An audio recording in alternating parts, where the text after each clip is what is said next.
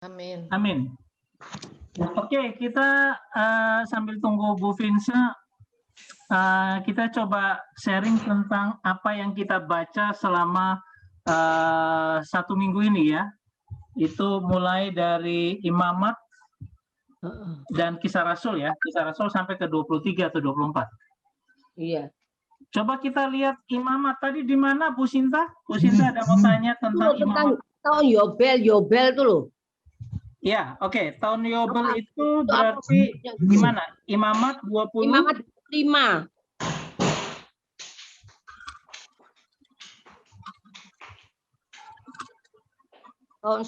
Tahun Sabat dan tahun Yobel. Coba lihat Imamat pasal 5 ya. 25. Oh, 25. 25. Coba kita lihat Imamat. 15, 16. Ayat 5. Maksudnya tahun Yobel itu tahun 50 apa gitu ya kalau salah. 50 tahun ke-50. Iya. Ini kan Selasa 16. Yang imam itu 15, sekarang 26 sama 27. Iya, nggak apa-apa. Kita bahas ada yang tidak mengerti. Coba kita baca ya. Tahun Sabat dan tahun Yobel, ya dikatakan demikian. Ya, nah kalau mau dilihat dari tahun Sabat dan tahun Yobel, tahun Sabat itu 7 tahun. Coba kita lihat ya. Ya. Oke, nah ini di sini kata maka tanah itu harus mendapat perhentian sebagai Sabat Tuhan, ya. Dikatakan pada ayat pertama dulu kita lihat. Kita baca satu-satu, saya akan langsung merangkat ya. Tuhan berfirman kepada Musa di Gunung Sinai, bicaralah kepada orang Israel dan katakan kepada mereka, apabila kamu telah masuk negeri yang akan kuberikan kepadamu, maka tanah itu harus mendapat perhentian sebagai sabat bagi Tuhan. Artinya tanah itu dapat perhentian ya kalau sudah masuk di tanah Kanaan. 6 tahun lamanya engkau harus menaburi ladang. 6 tahun lamanya engkau harus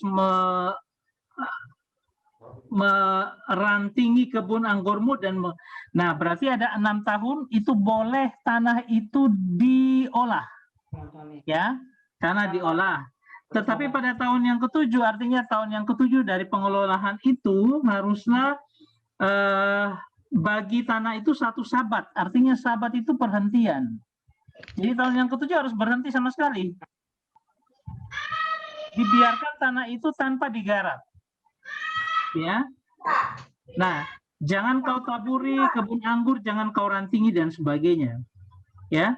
Dan apabila yang tumbuh sendiri dari penuaian itu janganlah kau tuai. Pokoknya tanah itu tidak boleh dipakai sama sekali. Ya. Nah, itu disebut dengan tahun itu harus menjadi tahun perhentian bagi tanahmu.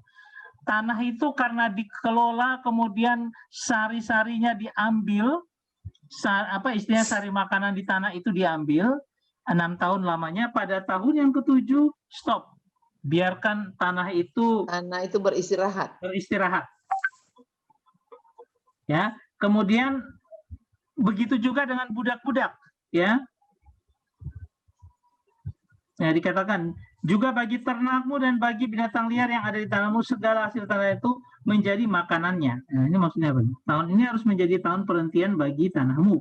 Hasil tanah selama tahun Sabat itu haruslah menjadi makanan bagimu, yakni bagimu sendiri, bagi budakmu. Jadi tahun ke-6 itu kalau bisa ditanami dengan 2 kali lipat untuk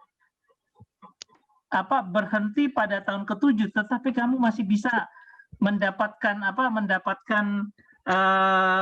makanan bukan dari tanah itu tapi dari perhentian dari penyimpananmu, ya. Dikatakan begitu, maka haruslah menjadi makananmu. Jadi hasil tanah selama Sabat itu haruslah menjadi makanan bagimu, yakni bagimu sendiri, bagi budak laki-laki, bagi budak perempuan, bagi orang umpan. Jadi hasil tahun Sabat, sebentar ini ya, lihat dari ayat 5. Dan apa yang tumbuh sendiri dan penuaianmu itu janganlah kamu tuai, dan buah anggur dari pokok anggurmu yang tidak dirantingi janganlah kau petik. Tahun itu harus menjadi tahun perhentian penuh bagi tanah itu, ya. Dan hasil tanah selama Sabat itu harus menjadi makanan bagimu. Berarti gini, kita tidak boleh menggarapnya, ya, menanamnya, tetapi kita hanya bisa mendapatkan hasil dari yang sudah sebelumnya. Kita sudah biarkan aja dia kita bisa mendapat hasil bagi makanan kita. Nah, hasil dari 6 tahun itu sudah berhenti, tahun ke-7 sudah berhenti, tidak usah digarap lagi, biarkan saja. Nah, selanjutnya ayat 8, selanjutnya engkau harus menghitung 7 tahun Sabat, yakni 7 kali 7 tahun, sehingga masa 7 tahun Sabat itu sama dengan 49 tahun. Lalu engkau harus mendengar bunyi sangkakala, memperdengarkan bunyi sangkakala di mana-mana dalam bulan itu. Pada hari raya pendamaian harus kamu perdengarkan bunyi sangkakala di mana-mana di seluruh negeri. Kamu harus menguduskan tahun yang ke-50 itu dan memaklumkan kebebasan di negeri itu. Segenap penduduknya, ini tahun Yobel, tahun 50 ya. Itu harus menjadi tahun Yobel bagimu, dan kamu harus masing-masing pulang ke tanah miliknya dan kepada kaumnya. Tahun yang ke-50 itu harus menjadi tahun Yobel bagimu. Jangan kamu menabur apa yang tumbuh sendiri dalam tahun itu, jangan kamu tuai. Dan pokok anggur yang tidak dirantingi jangan kamu petik buahnya. Karena tahun itu adalah tahun Yobel, harus itu kudus bagimu. Hasil tahun itu hendaknya kamu makan, harus diambil dari ladang. Dalam tahun Yobel itu kamu harus masing-masing pulang ke tanah miliknya. Jadi setiap 7 tahun, tahun ke-7 kan dibiarkan, ya, tidak ditanami, tidak dibikin apa-apa, hanya hasilnya boleh diambil di tahun ke-7 itu. Setelah itu kan tahun ke-8 mulai lagi ditanami. Nah, itu berlangsung sampai 7 kali. 7 kali 49, 7 kali 7 kan 49. Nah, 49 itu, tapi waktu ujung dari 49 itu kan ada tahun Sabatnya yang ke tahun ke-7 kan ada tahun tahun yang ke-49 itu kan harus jadi Sabat juga, tahun Sabat untuk tahun yang ke-7 Sabat kan 49 itu kan 7 jadi tahun Sabat, 7 lagi jadi tahun Sabat. Nanti kalau 77 lalu tahun yang ke-49 itu kan juga Sabat. Nah, setelah Sabat itu langsung menjadi Yobel karena itu tahun ke-50. Nah, kalau sudah tahun 50, setiap orang dimanapun mereka berada, mereka harus kembali ke tanah-tanah mereka. Kadang-kadang mungkin mereka sudah jual tanahnya, dikasih ke orang lain. Nah, semua yang sudah jual tanahnya harus dikembalikan kepada pemilik yang semula tanah itu. Kasih kembali lagi. Dikembalikan semua. Meskipun sudah dibayar. Meskipun sudah dibayar, dikembalikan lagi. Nah, itulah yang disebut dengan tahun milik lagi dari milik dari kembali saya punya, umpamanya saya sudah jual.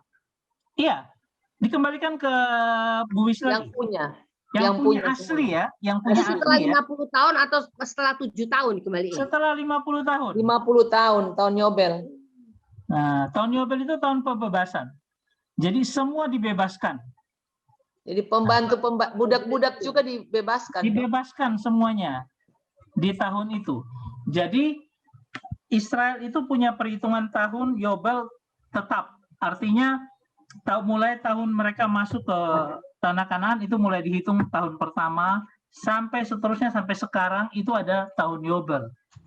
Nggak tahu terakhir 2018 atau 2000 berapa tahun Yobel ya.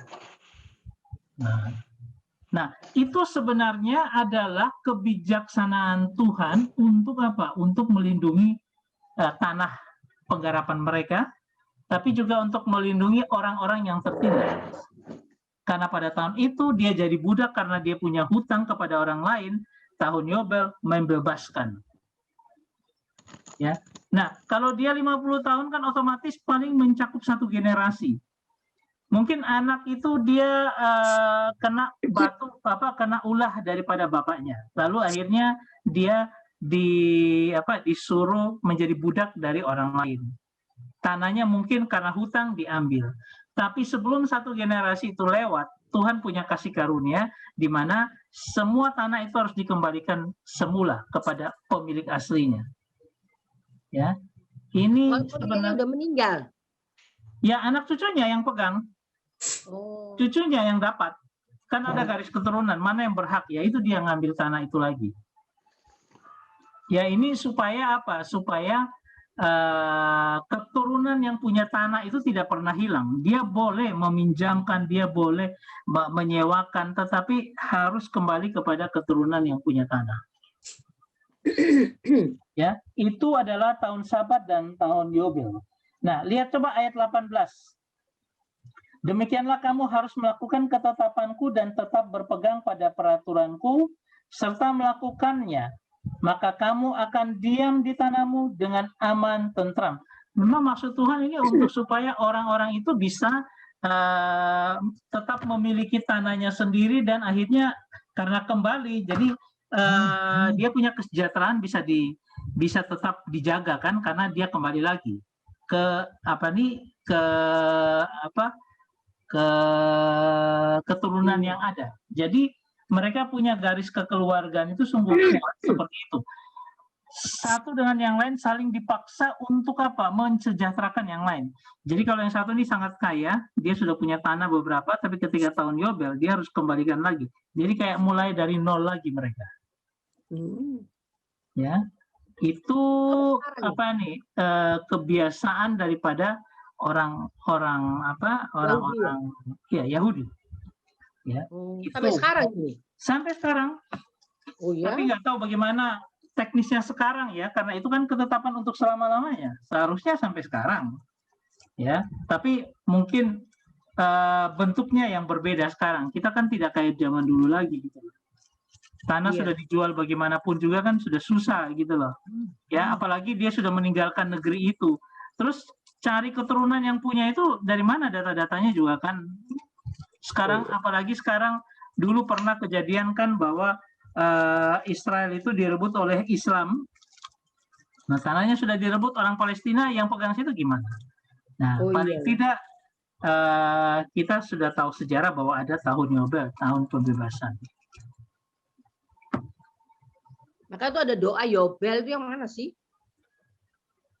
Nah, bukan Yabes, bukan doa Yabes, bukan Yobel. Oh, Yabes, bukan Yobel ya. Iya. Doa Yabes. Yabes itu bukan doa Yobel. Nah, di situ juga nanti diatur di ayat 29 itu ada 23 penebusan tanah itu seperti apa atau penebusan rumah itu seperti apa. Jadi imamat ini adalah aturan-aturan civil society. Bagaimana mereka melangsungkan hubungan sosial antar mereka. Ya, Tuhan atur seperti itu. Zaman dulu tuh ya. Zaman dulu masih bisa begitu. Sekarang kan sulit. Iya. Kepemilikannya itu sudah nggak ketahuan di mana. Tapi lengkap banget ya, sampai di dalam Alkitab ada pembagian ini semua ada ya. Iya, karena imamat itu kan teokrasi, Allah yang memerintah. Ya.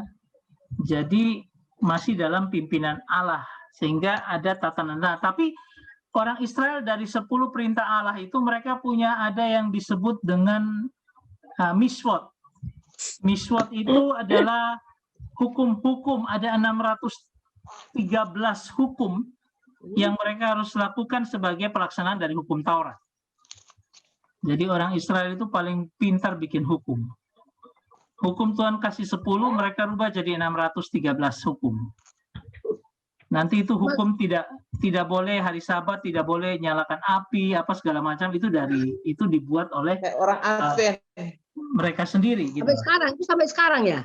Orang Advent begitu. Orang Yahudi. Orang Advent begitu, enggak boleh. Dia tidak mengaku Yesus Kristus ya sebagai Mesias ya. Dia tidak mengaku Yesus sebagai Mesias.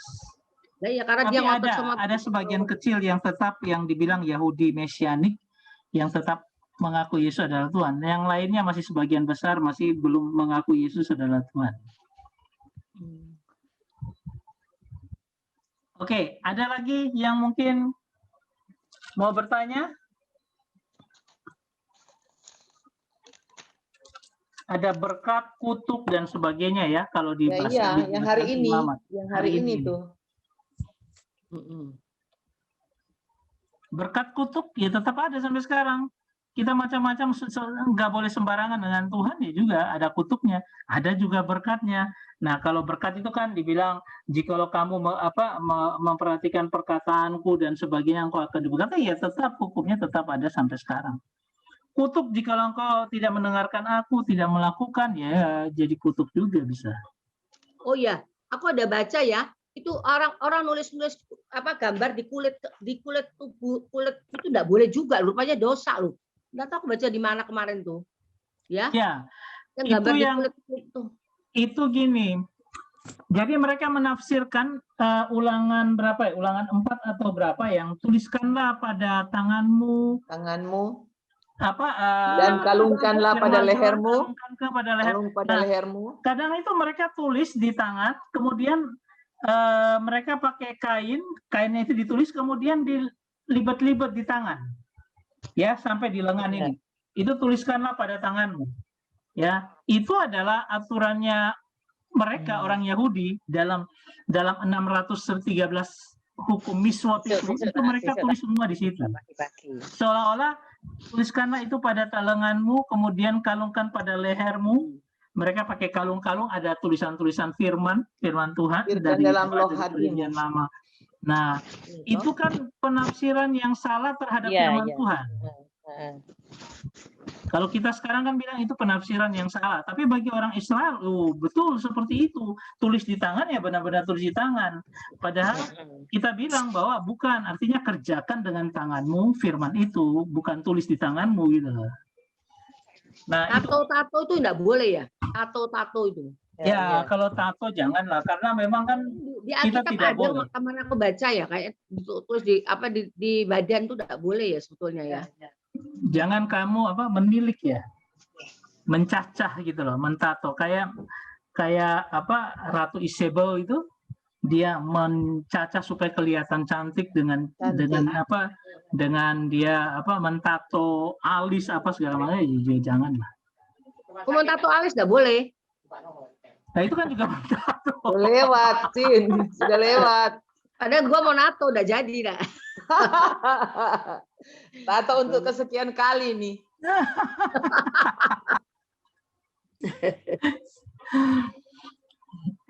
Oke. Kadang-kadang orang kan tulis di tangan tuh digambar-gambar segala macam, ditato sampai sakit-sakit itu gambar-gambar tuh loh.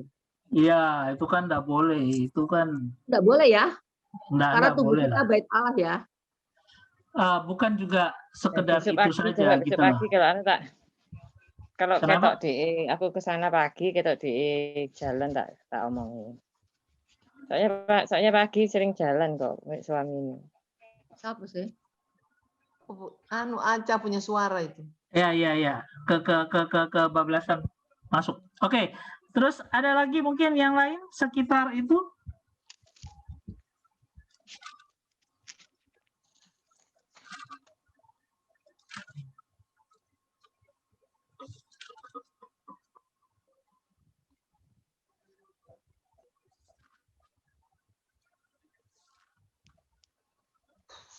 Kisah Rasul itu kan tentang ini ya, Paulus. Kisah Rasul banyak. Iya, gimana Bu? Iya, Bu Lena gimana? Berarti tahun Sabat sama tahun Yoba itu berlaku pada zaman dulu, Pak. Yahudi aja. Itu kan orang Yahudi aja kan, kita tidak di dalam pengertian itu. Kita kan gimana? Kalau di sini yang tahu saya kalau sudah dibeli itu jadi hak miliknya si pembeli kok. Kalau sekarang dengan perasaan saya. Ya. Kalau yang saya tahu, kalau sudah orang beli tanah, kan sudah jadi hak miliknya gitu loh, Pak. Iya, Tapi dikembalikan. kalau sekarang ya, iya sekarang ya enggak lah. Sekarang sudah tidak ikuti tatanan itu gitu loh. Ya kan itu kan memang tatanan Berlaku zaman dulu ya. ya zaman dulu gitu loh. Oh iya. Sekarang kan kondisinya sudah berubah semua. Iya. Nah, sekarang kalau sudah dibeli terus 50 tahun dikembalikan lah. Yang nggak usah dibeli ada namanya sewa, Pak. Kalau sekarang. Iya, kalau sekarang enggak lah. 2 tahun, 5 tahun sewa. Iya, berantem lah kalau mau dikembalikan sekarang itu ke pengadilan dulu gitu loh. Kan itu kan memang hukum pada yang berlaku pada waktu itu gitu loh. Ya, ngerti Pak. Ngerti. Iya. Oke, ada lagi yang lain mungkin? Pak, berarti yang orang Advent itu kan dia ikut itu toh yang hari Sabat nggak boleh masak. Jadi nanti buka Sabat pagi, nanti sudah maghrib baru boleh pasang api di hari Sabtu. Ya, mereka Mereka sekarang nggak masak. masih tetap pakai aturan 613 itu masih tetap diusahakan oleh orang Yahudi ya, dalam pengertian Yahudi yang masih kolot ya, Yahudi yang benar-benar Yahudi. Karena ada dua golongan. Sekarang ada golongan Yahudi Mesianik. Orang-orang yang percaya kepada Yesus sudah ada kan Apa? di Yahudi apa? Mesianik. Mesianik. Mereka sudah percaya bahwa Mesias sudah datang dalam Kristus. Kalau yang satu kan belum datang. Mereka masih menantikan Mesias. Jadi itu sudah ada dalam dunia sekarang seperti itu gitu. Nah, hukum-hukum yang ada di Perjanjian Lama itu kan hukum 4.000 tahun yang lalu, ya. Nah, ada yang masih mungkin berlaku, ada yang mungkin juga sudah tidak berlaku karena orang Yahudi kan keras sekali pegang ini ya. Hukum yang 4.000 tahun yang lalu di Sinai, 10 hukum yang ada kan sampai sekarang kita semua tetap percaya. Dan komandemen itu yang kita tetap laksanakan. Itu kekal sudah, tidak pernah dirubah. Tapi orang Yahudi memakai hukum itu dengan membuat aturan-aturan sebanyak 613 aturan, ya mereka tetap kerjakan. Jadi memang ada aturan-aturan yang tetap dipelihara sampai sekarang. Tapi kalau tanah tidak memungkinkan kayaknya, karena tanah Israel juga pun siapa yang punya dari dulu itu sudah kacau balau, sudah tidak tahu yang punya keturunan mana, Lewi, Naftali, Isakar atau Ruben, kita kan tidak tahu lagi sekarang.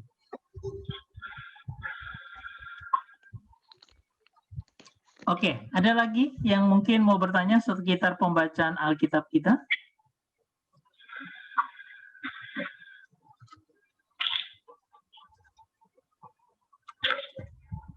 Coba lihat di Kisah Rasul. Pasal Kita coba lihat, teliti lagi Kisah Rasul. Mungkin ada yang kita tidak mengerti. Kan Kisah Rasul kita sampai dengan hari ini pasal berapa ya? 23 hari ini. 23. Iya betul, 23. Ya.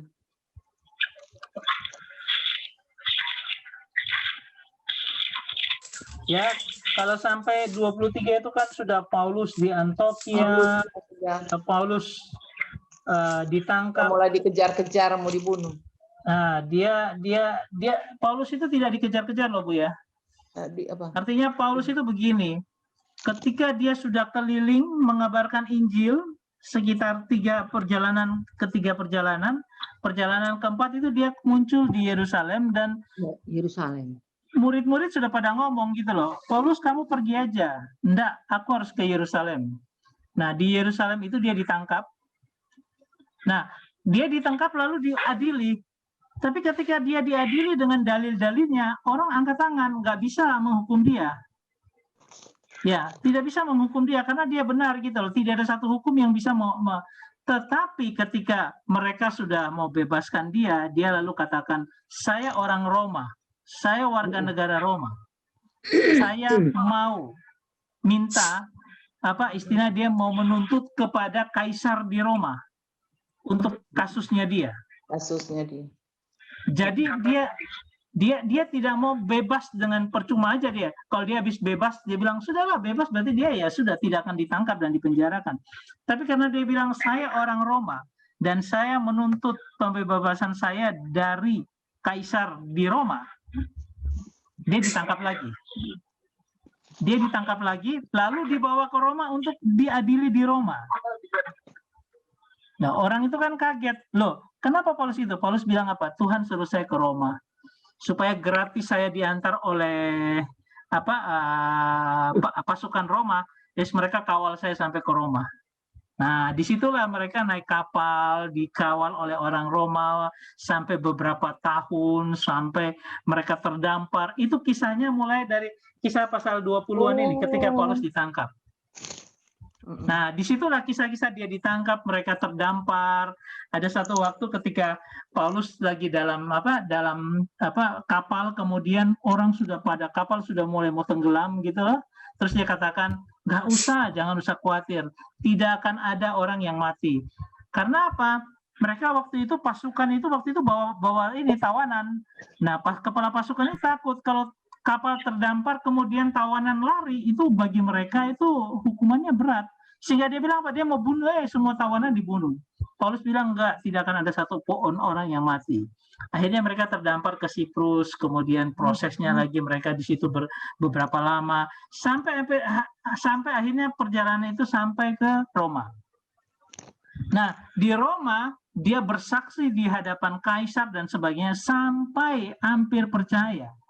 Tapi memang kan Tuhan menghendaki dia hanya datang ke Roma supaya apa? Dia bisa bersaksi kepada dunia. Dia punya kata-kata didengar oleh dunia. Walaupun akhirnya dia dihukum penggal di Roma, ya dia bilang nggak apa-apa. Asal kata-kata saya itu sudah sampai ke Roma. Artinya Roma itu kan sebenarnya pusat kekaisaran Roma. Sehingga apa? Berita yang terjadi di situ akan tersebar. Nah, di situ yang dia katakan Injil juga tersebar ke seluruh dunia. Jadi dia memang sengaja seperti Tuhan Yesus membiarkan dirinya ditangkap supaya dia bisa bersaksi bagi seluruh dunia melalui Roma. Padahal Roma itu kan pusatnya agama ya, kok bisa dia dibunuh ya? Ya, karena dia dalam Kristus itu ya. Iya. Iya. Roma itu banyak orang-orang yang mulai percaya, kan jemaat Kristen yang kuat itu di Roma jadinya karena dalam pergumulan. Ya. Jadi di Roma waktu itu ketika Paulus sudah sampai ditangkap di sana, Petrus juga ke Roma. Dan mengabarkan Injil. Petrus sudah tua. Kemudian kan cerita ketika dia mengabarkan Injil, kemudian dia menguatkan jemaat-jemaat yang lagi dianiaya di Roma. Kemudian waktu itu kejadian Nero. Waktu itu ada di situ, Petrus ada. Mungkin setelah Paulus sudah dihukum, Petrus yang mengabarkan Injil. Lalu Nero membuat sebuah politik. Dia katakan bahwa dia bakar kota Roma, separuh kota Roma dibakar. Lalu dia bilang yang bakar adalah orang Kristen. Lalu akhirnya orang Kristen dibunuh, dibakar, dipakai di perlombaan, dipakai di lomba-lomba, dikasih di Kolosium, itu stadion besar. Mereka diberikan makan bagi singa-singa. Itu kejadian di Roma. Galak banget, jahat banget ya. Oh, luar biasa jahatnya Nero. Kaisar Nero. Iya, Kaisar Nero. Nah, disitulah Pak Petrus itu ada di situ pelayanan. Kemudian jemaat ini kasihan, Petrus sudah tua. Lalu mereka bilang sama gini, Pak Petrus keluar dari Roma saja. Supaya apa? Dia jangan mati dengan tuanya di situ di Roma. Nah, ketika dia jalan keluar dari jalur utama kota Roma keluar, tiba-tiba dia melihat penampakan Tuhan Yesus masuk ke kota Roma. Oh iya. Dia tanya, loh Tuhan mau kemana? Makanya ada terkenal sebuah istilah Quo vadis Domine. Quo vadis Domine. Quo vadis Domine itu artinya mau kemana Tuhan? Ya. Nah, dia tanya begitu, lalu Tuhan bilang, aku ingin menyalibkan diri saya untuk yang kedua kalinya. Terus tiba-tiba hilang. Nah, cerita ini tidak ada dalam Alkitab, tetapi ada dalam semacam tradisi-tradisi kuno, ya, yang ditulis oleh rasul-rasul setelah rasul-rasul yang 12 rasul, anak-anak muridnya menulis kisah itu. Ya, nah kisah itu yang disebut dengan penampakan Yesus terakhir kepada Petrus. Lalu Petrus akhirnya bilang, saya tahu Tuhan mau saya mati di Roma. Dia masuk lagi ke kota Roma, dia kabarkan Injil, menguatkan orang-orang di sana. Ketika dia ditangkap, lalu dia ngomong sama yang jaga, dia bilang yang mau membunuh dia, mau menyalibkan dia, karena banyak salib-salib didirikan untuk menyalibkan orang Kristen. Nah, kemudian akhirnya dia bilang, saya tidak layak untuk disalib dengan kepala di atas, kaki di bawah, seperti Tuhan Yesus. Saya layak kalau kepala di atas, kepala di bawah, kaki yang kaki yang di atas, kepala di bawah. Akhirnya dilakukan, dan akhirnya dia disalibkan dengan kepala di bawah, kaki di atas. Dia matinya di Roma. Ya, jadi kisah Paulus di Roma ini sampai sekarang kisahnya menggetarkan seluruh dunia. Ingat bahwa setelah itu tahun 70-an, tahun 80, 90, 100, kemudian 200 tahun kemudian, tahun 325, 300-an, itu Kaisar Konstantin, Kaisar Roma, langsung bertobat terima Tuhan di Roma, ini Kaisar Roma. Lalu akhirnya apa? Orang agama Kristen menjadi agama negara.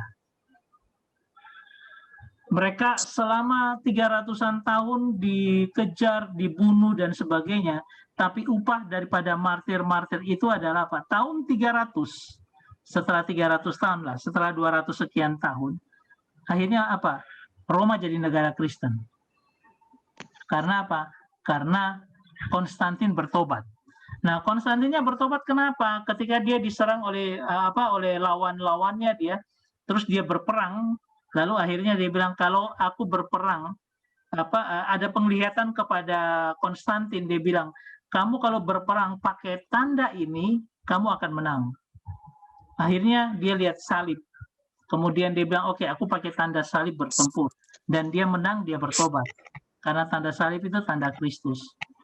Nah, dia bertobat. Setelah dia bertobat, lalu dia menjadikan agama Kristen sebagai agama negara. Tidak boleh dibunuh, dikejar-kejar, dibunuh, harusnya dilindungi. Nah, itu dia buah dari Paulus yang mati dan Petrus yang mati di Roma. Nah, kan bayangkan, ini kekaisaran Roma yang luar biasa besar, mereka masih berkembang itu ada sampai abad ke-6, mereka berkembang setelah nanti dihancurkan oleh Islam. Mereka masih berkembang sampai abad ke-8, kalau nggak salah 8. Islam itu baru bergerak meluas itu ketika tahun 800-an. Nah, jadi ada sekian tahun melalui Roma, itu Injil disebarkan ke seluruh dunia.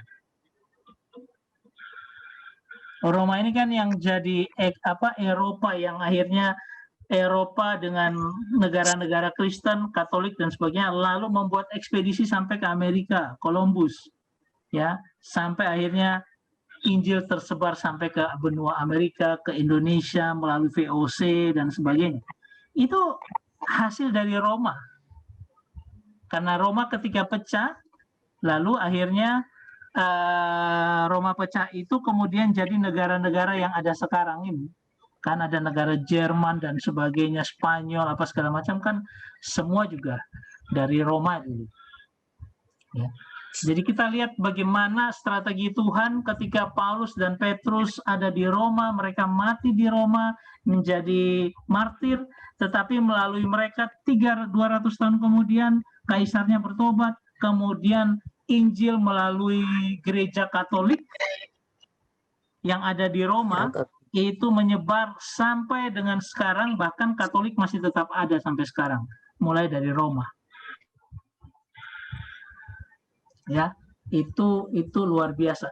Nah, disinilah kita bilang benih daripada Injil yang ditanam atau benih martir itu pasti akan berdampak luar biasa dalam kehidupan kita sekarang. seperti benih martir misalnya Otto dan Glaser di Papua. Ya itu sampai sekarang buahnya ada, gereja GKI Papua ada di Batak, siapa? Nomensen di Batak. Itu juga membuat HKBP sampai sekarang berdiri. Ada gereja-gereja di Jawa seperti Resi Tunggul Wulun, ya, yang kekristenan pertama masuk di Jawa dan sebagainya, itu menjadi GKJW. Jadi ada benih-benih martir yang Tuhan tanamkan untuk apa? Membuat gereja ini bertumbuh dan berdiri. Di akhir zaman ini kita juga ada penuaian juga nanti, bahwa kita akan melalui begitu banyak pergumulan dan masalah, supaya apa? Benih-benih martir, benih-benih. Kan nanti di zaman akhir itu kan ada yang satu masa di mana banyak orang-orang Kristen akan jadi martir. Ya, nah itu juga nanti suara martir itu yang berteriak kepada Tuhan, kalau kita lihat di Wahyu itu, ya. Nah, sehingga Tuhan akan datang dan menghukum dan memberi keadilan kepada mereka, ya. Oke, itu dari apa nih? Dari Bagian bacaan. bagian bacaan kita Kisah Rasul, ya. Ada lagi yang mau bertanya mungkin sebelum saya akan bicara tentang harta di sorga, khusus tentang harta material dan upah.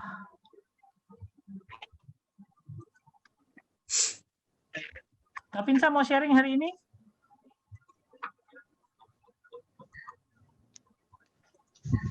Nanti atau tengah atau awal ini? Gini aja, saya duluan ya kali ini ya Kak.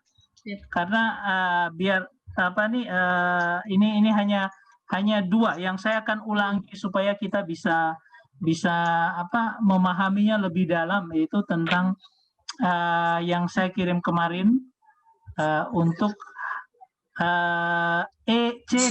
D dan E aja, ya, D dan E aja, supaya kita paham gitu loh mengenai masalah bagaimana kita untuk mengumpulkan harta di surga itu seperti apa.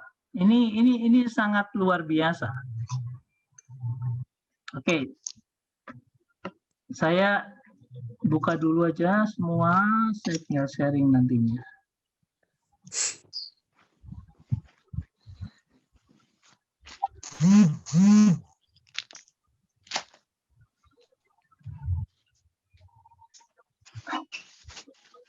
Saya sharing ya, tolong dilihat yang D dulu ya.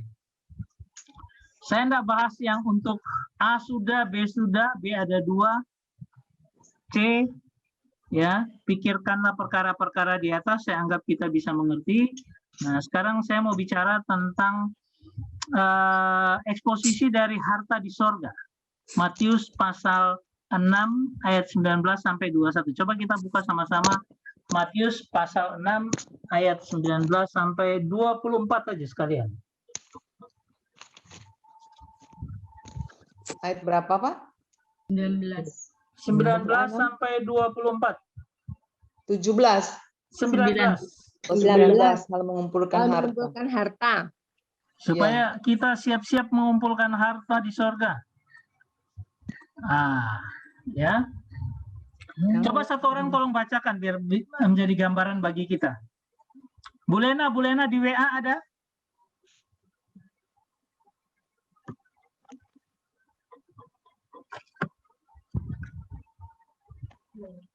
Bu Lena? Siapa yang baca?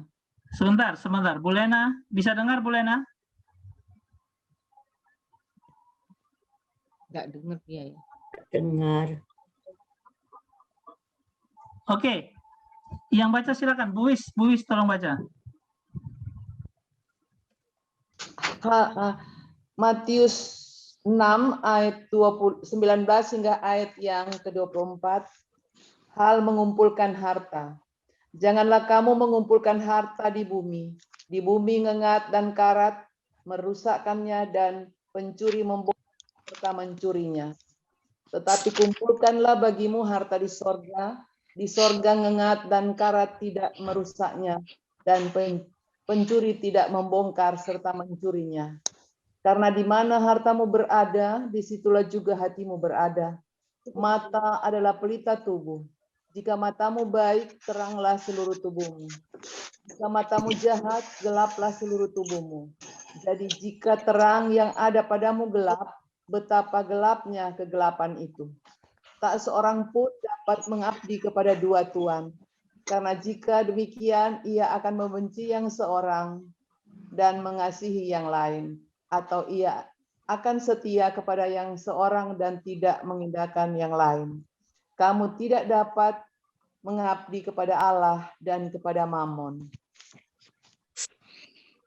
Oke, ya, tunggu sebentar ya, saya cari videonya dulu yang lengkap. Itu D ada D yang satunya mana? Ada ya.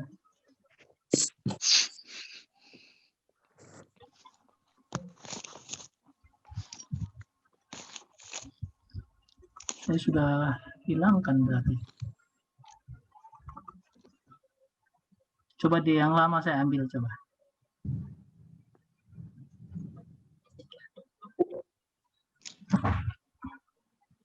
Oke, di sini akan timbul pertanyaan bagi kita, dikatakan janganlah kamu mengumpulkan harta di bumi.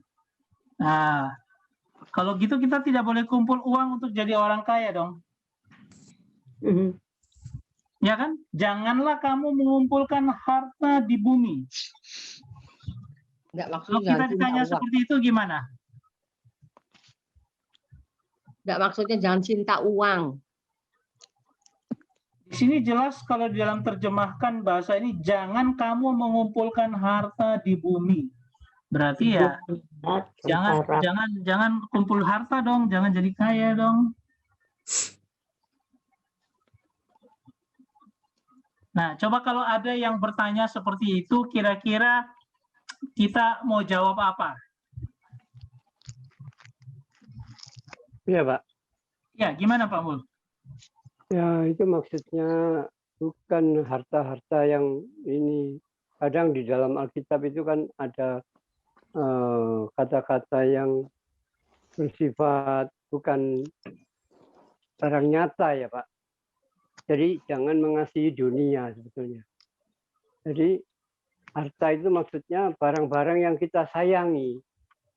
Itu jangan sampai hati kita itu melekat kepada barang-barang yang kita sayangi. Jadi ada kalanya suatu ketika itu seorang pembantu itu waktu memberi makan burung itu terlepas burungnya, padahal burung itu kesayangannya majikannya. Nah itu marahnya bukan main, sampai dia itu jadi lebih sayang pada kesayangan yang ada di dunia ini daripada kesayangan yang untuk bekal kehidupan kelak.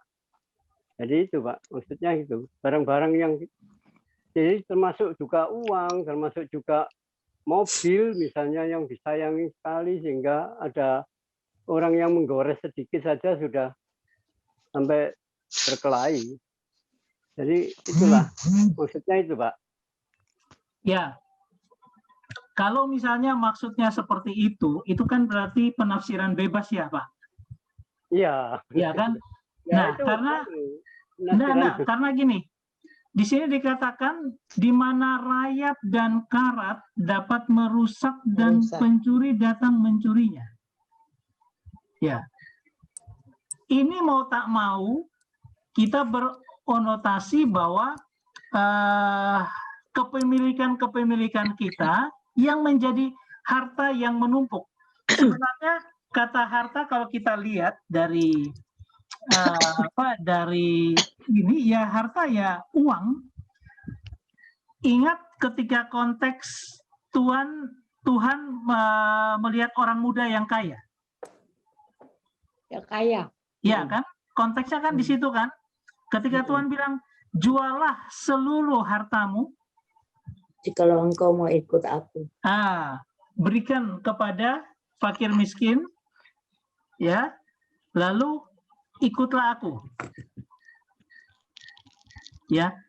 memang benar harta di sini bisa dalam pengertian sempit, bisa dalam pengertian luas. Ya. Tetapi ini adalah kepemilikan kita yang bisa kena karat dan ngengat. Ngengat tahu apa ngengat? Rayap. Rayap. Sebenarnya bisa dianggap rayap karena ngengat itu sebenarnya dalam bahasa Inggrisnya disebut moth. Moth itu artinya serangga yang kecil. Nah, rayap termasuk salah satunya. Tapi coba kita lihat ya. Sebenarnya kita lihat harta itu dimaksudkan apa? Coba lihat. Ini harta duniawi. Benar? Bisa kepemilikan mobil mewah dan sebagainya. Kita anggap seperti itu. Ya. Nah, kemudian dikatakan begini, apakah kita tidak boleh mengumpulkan harta di dunia? Karena di sini akhirnya ngomong begitu, jangan kamu mengumpulkan harta di dunia. Ya, berarti nggak boleh dong kita jadi orang kaya. Boleh. Kenapa boleh? Di sini boleh jangan mengumpulkan harta di dunia. Iya, kita jauh Artinya kita dalam nggak boleh terlalu mencintai batasan-batasan. harta dibandingkan sama Tuhan Iya. Yesus. Sebenarnya penafsiran itu salah karena tidak merujuk sama sekali ke arah sana. Nah, makanya saya tunjukkan di dalam bahasa aslinya seperti apa. Coba lihat. Ya, ini kan fana. Artinya nyenyat dan karat, kamu punya harta rumah yang mewah, disikat oleh hama dan sebagainya, perkebunan yang luas, hama dan sebagainya, ya, itu akan habis. Hartamu di sorga itu sifatnya kekal. Lalu dibilang jangan harta di dunia, tetapi bangun kamu punya harta yang di sorga. Kan seperti ini kan? Nah, tapi yang jadi masalah itu memang benar hati. Ya kan? Hati kita. Karena dikatakan apa? Di mana hartamu berada, di situ hatimu berada. Ya. Seperti ini. Nah, bagaimana cara supaya kita mendapat harta di sorga? Itu dia yang jadi penting. Kita selalu pengen ideal. Contohnya, harta kita adalah hati kita. Maka kita fokus harta di sorga, maka hati kita juga mengarah kepada sorga. Harta kita di bumi kita terlalu pegang terhadap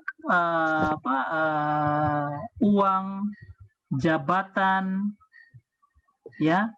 Kalau laki-laki dibilang tata, harta, dan wanita, itu kita pegang, itu berarti hati kita di situ. Tidak ada harta di sorga yang kita bangun, hanya harta di dunia ini. Ya, oke, harta duniawi. Nah, saya mau kasih rumusan begini. Kita punya harta duniawi, ya, tetapi kalau hati kita hanya kepada Yesus, maka kita sedang membawa harta kita itu ke surga. Jadi fokusnya ya Pak ya? Ya, kita punya banyak sekali uang dan sebagainya. Tapi kalau hati kita hanya kepada Yesus, tidak kepada uang itu, sebenarnya kita sedang membangun harta di sorga. Karena apa? Ketika kita memiliki hati yang seperti itu, apa yang terjadi? Kita akan memberikan kepada orang lain. Hati Yesus yang mengasihi, yang berbelas kasihan kepada orang, nah itu akan membuat kita merelakan harta kita untuk berbagi kepada orang. Benar tidak? Kalau hati Yesus. Karena dibilang, di mana hartamu berada, di situ hatimu. Artinya apa? Di mana hatimu ada, itu hartamu ada di situ. Hati kita kepada Yesus, maka harta duniawi, sebenarnya dia akan diindikan, ditransformasi. Ya. Jadi, sebenarnya Tuhan tidak melarang orang itu kaya. Oke, diberkati kan? Si Abraham diberkati luar biasa. Kemudian Ayub juga diberkati luar biasa. Yang jadi masalah adalah apakah hati kita itu bisa kita arahkan kepada Yesus. Supaya harta itu bisa ditransformasi ke harta surgawi. Ya, saya katakan cryptocurrency karena sekarang lagi ngetren ini cryptocurrency. Cryptocurrency itu ya, uang kita yang ada, harta kita yang ada ditransfer ke dalam Bitcoin, dalam mata uang mata uang imajiner. Virtual. Tapi lama-lama kita tidak perlu lagi punya uang kayak uang kertas itu enggak. Kita punya Uang harta cash. itu, iya, kita punya harta itu ada di dunia maya, istilahnya begitu, di internet. Kita mau beli apapun pakai poin dan sebagainya, kita bisa belanja di dunia maya seperti itu gitu, pakai itu. Jadi semacam cryptocurrency, uang digital. Nah, sama kita sebenarnya saya katakan itu sebagai, sebenarnya nanti di video yang selanjutnya saya sebut dengan heavenly currency karena itu lebih tepat. Mata uang surgawi. Kita punya harta yang ada, sebenarnya kita bisa buat menjadi harta surgawi adalah ketika hati kita melekat pada Tuhan Yesus dan kita pakai itu untuk memberi kepada orang lain. Lalu pertanyaannya begini, apakah yang bisa bikin ini hanya orang yang kaya? Lalu saya yang tidak kaya bagaimana? Prinsipnya sama, bukan karena kayanya aja dia, tapi prinsipnya adalah hati yang melekat kepada siapa. Ketika kita tidak punya apa-apa, seperti janda yang miskin yang memberikan 2 peser uangnya untuk persembahan di Bait Allah. Kita tidak punya apa-apa. Tapi ketika kita memberikan itu dengan hati yang sungguh-sungguh karena ada Kristus dalamnya, kita sedang mengubah harta surga duniawi itu menjadi harta surga. Ketika kita membangun, nah nanti kita akan melihat ini harta surgawi mau dibangun seperti apa. Nanti itu di bagian E-nya. Ya.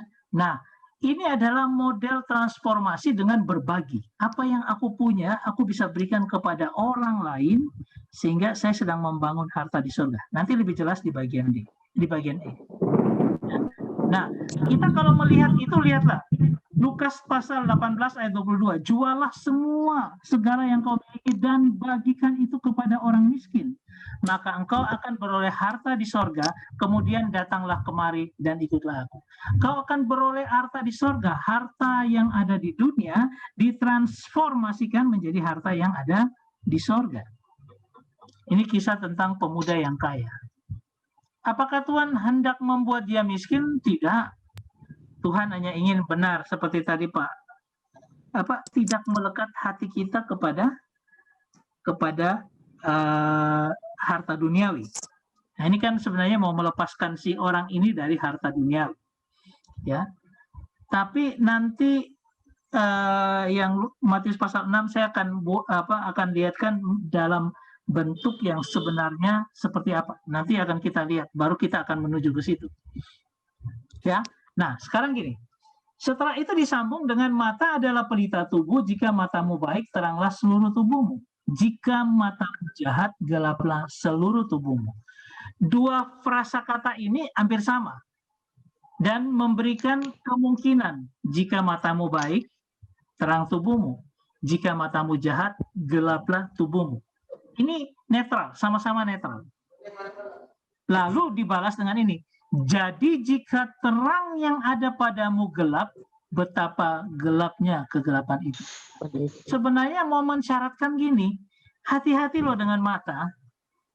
Mata itu kadang-kadang bisa baik, tapi banyak cenderung bisa membuat kita jatuh. Kenapa?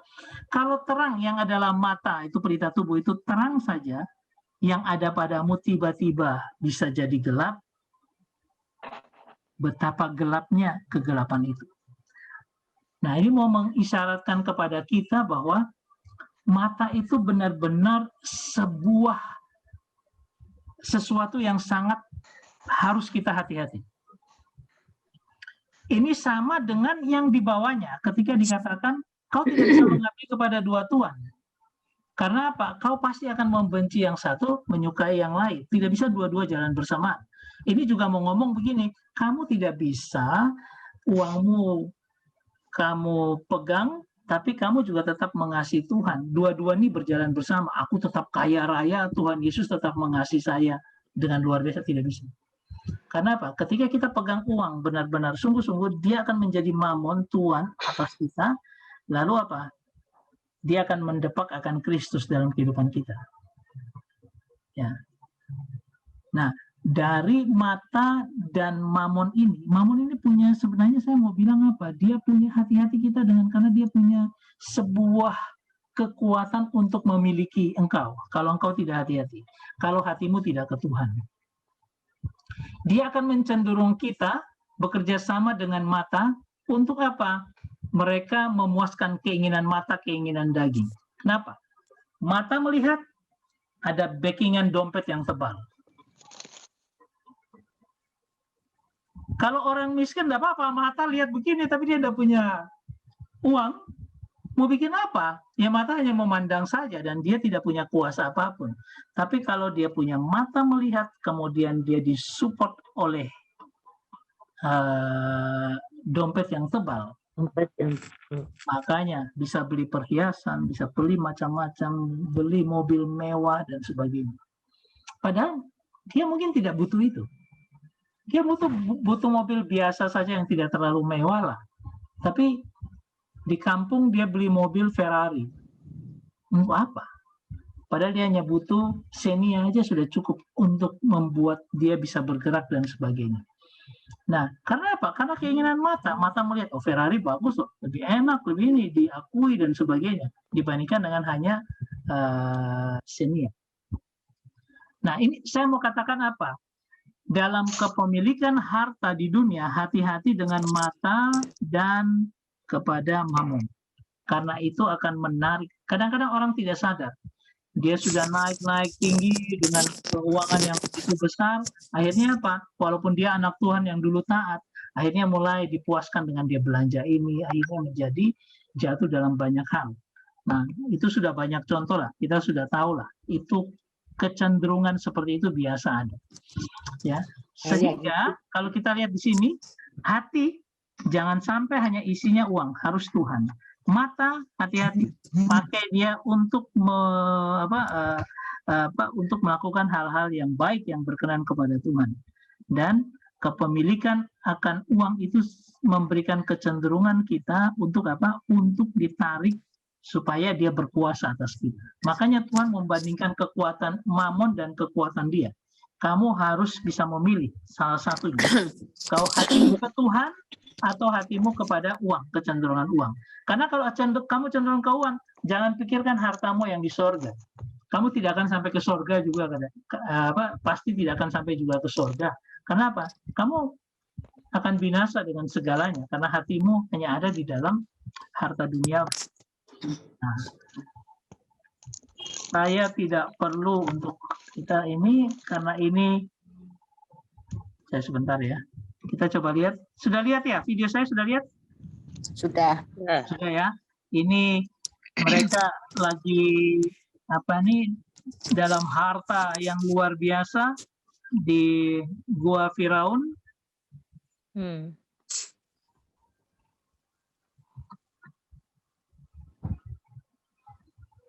Oh iya. Apa yang luar biasa banyak?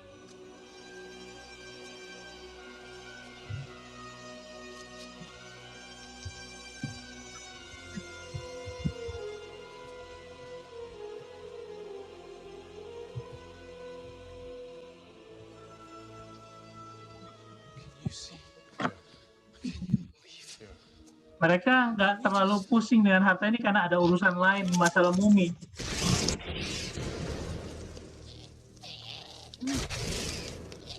Who the hell are these guys? Priests. Imhotep's priests. All right then.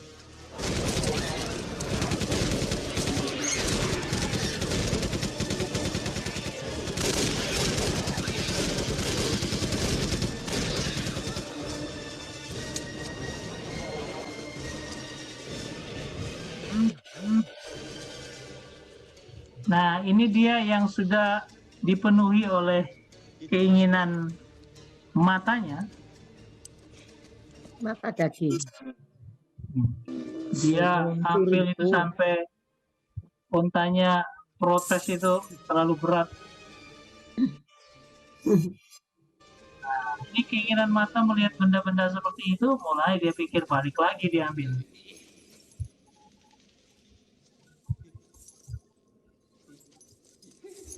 Orang kalau sudah serakah pasti ada masalahnya, pasti ada celakanya. Dia pikir dia bisa taruh di sini, ternyata itu membuat tuasnya turun dan menutup akan piramid ini.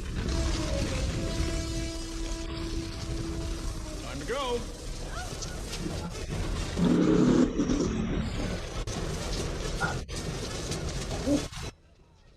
Benny karena dia terlalu tarik-tarik, dia punya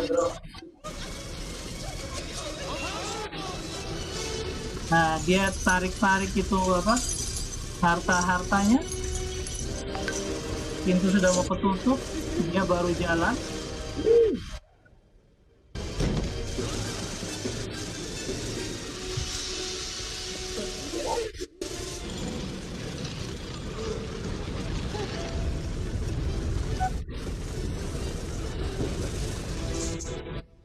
Dia terlambat sekian detik saja.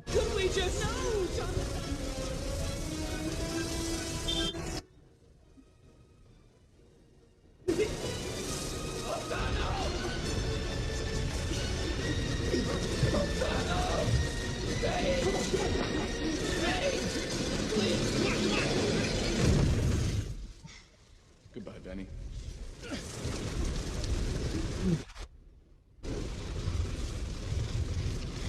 Ya, tupan.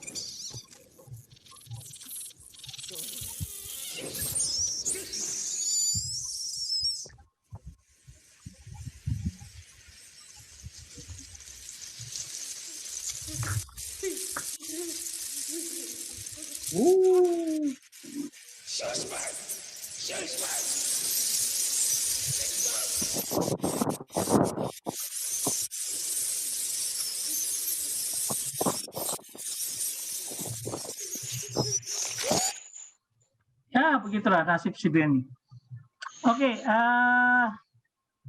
di mana hartamu berada, di situ waktu berada, kamu uang, jabatan, atau wanita, atau kekasih lah. Kemudian fokus kemana? Kalau kita tujuan hidup kita kepada Yesus, maka akan berbeda. Karena harta kita harusnya di Yesus. Kemudian kumpulkanlah harta. Nah, harta ini sebenarnya, kenapa kita kumpulkan? Sebenarnya untuk proteksi masa depan. Ya, karena kalau kita punya harta cukup banyak, kita bilang, saya tidak usah berusaha lagi di masa tua saya tenang, tinggal senang-senang, tenang. Nah, saya terproteksi. Pada prinsipnya Tuhan tidak begitu. Tuhan sebenarnya pengen hari demi hari berjalan bersama Tuhan dalam keintiman pribadi. Karena kalau kita sudah punya harta untuk 7 turunan, kita sudah tidak lagi ingat Tuhan pasti. Karena apa? Karena kita sudah sibuk dengan harta kita sudah terjamin hidup kita, akhirnya kita lupa. Padahal doa Bapa kami itu mengisyaratkan yang lain. Ketika dibilang berikan kepada kami makanan kami yang secukupnya, itu artinya apa? Artinya give us today our daily bread. Artinya berikanlah kepada kami makan yang cukup untuk hari ini. Prinsipnya sebenarnya hari ini cukup, besok kita bicara lagi dengan Tuhan supaya Tuhan berikan berkatnya. Itu bicara tentang keintiman, terus berharap kepada Tuhan. Nah, kadang-kadang kenapa orang kaya akhirnya lupa Tuhan? Ya karena ini, mereka sudah punya jaminan hidup, sehingga mereka sudah tidak lagi punya keintiman dengan Tuhan. Nah, bahaya yang harus kita hadapi adalah kita harus tetap tekun dalam firman. Karena apa? Karena hati itu tergantung dibawa kemana? Mau ke bawah firman atau tidak? Ya, atau waspada terhadap keinginan mata, atau yang tadi hati-hati kepada kekuatan mamon. Ya, nah ini yang kita bisa lihat tentang harta. Saya akan memperlihatkan satu lagi bagian E yang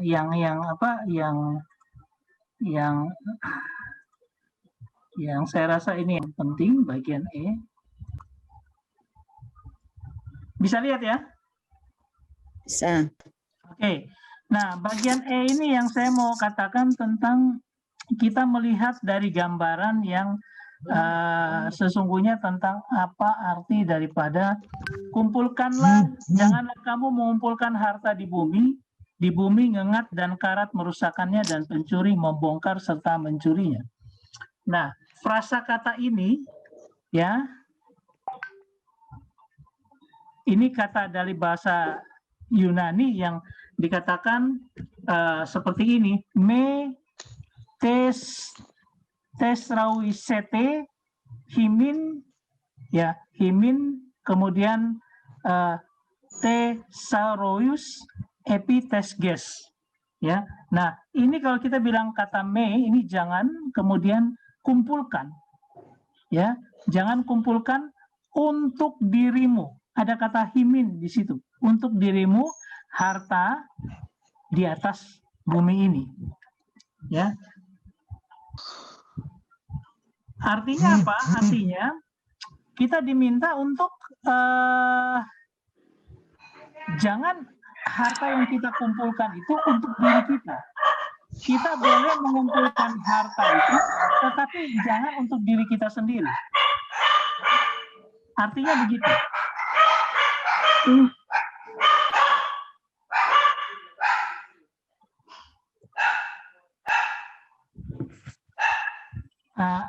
Bu Aca punya apa ini? Piaraannya lepas. Oke ya, coba kita lihat lagi. Nah, itu seperti ini. Ya, jadi sebenarnya kata-kata jangan kamu mengumpulkan harta di bumi, sebenarnya ada kata himinnya, tapi tidak diterjemahkan oleh LAI, ya. Dia hanya berkata, jangan kamu mengumpulkan harta di bumi. Seharusnya janganlah kamu mengumpulkan harta untukmu di bumi ini. Artinya apa? Kita boleh kumpulkan, tapi jangan artinya harta itu menjadi seolah-olah milikmu sendiri. Kamu egois, akhirnya pakai harta itu untuk memuaskan keinginan mata dan keinginan dagingmu. Harusnya aku punya harta, lalu aku bukan untuk diriku sendiri, tapi saya sebarkan kepada orang lain. Harusnya begitu. Ya, ini harta dunia, kita harus transfer. Ya, heavenly currency, mata uang surgawi. Ya, kalau kita lihat ini bahaya kita memiliki harta adalah 3 ini tadi kita sudah lihat. Nah, ini bicara tentang ngengat. Ngengat itu artinya dari internal, kayak rayap. Rayap itu dia dari dalamnya kayu, dia sikat sampai habis, ya. Ini hasrat hati kita seperti itu, dari dalam hati kita. Kalau sudah punya hati yang tidak melekat pada Tuhan, celaka. Kalau karat ini adalah eksternal, dia dari luar, ya, seperti besi kalau dia lama di luar, dia kena udara dan sebagainya, mulai karat, ya. Nah, itu bisa apa? Godaan mata untuk hal-hal yang luar biasa di luar kita, bukan di dalam tubuh kita, tapi di luar tubuh kita. Mau bicara tentang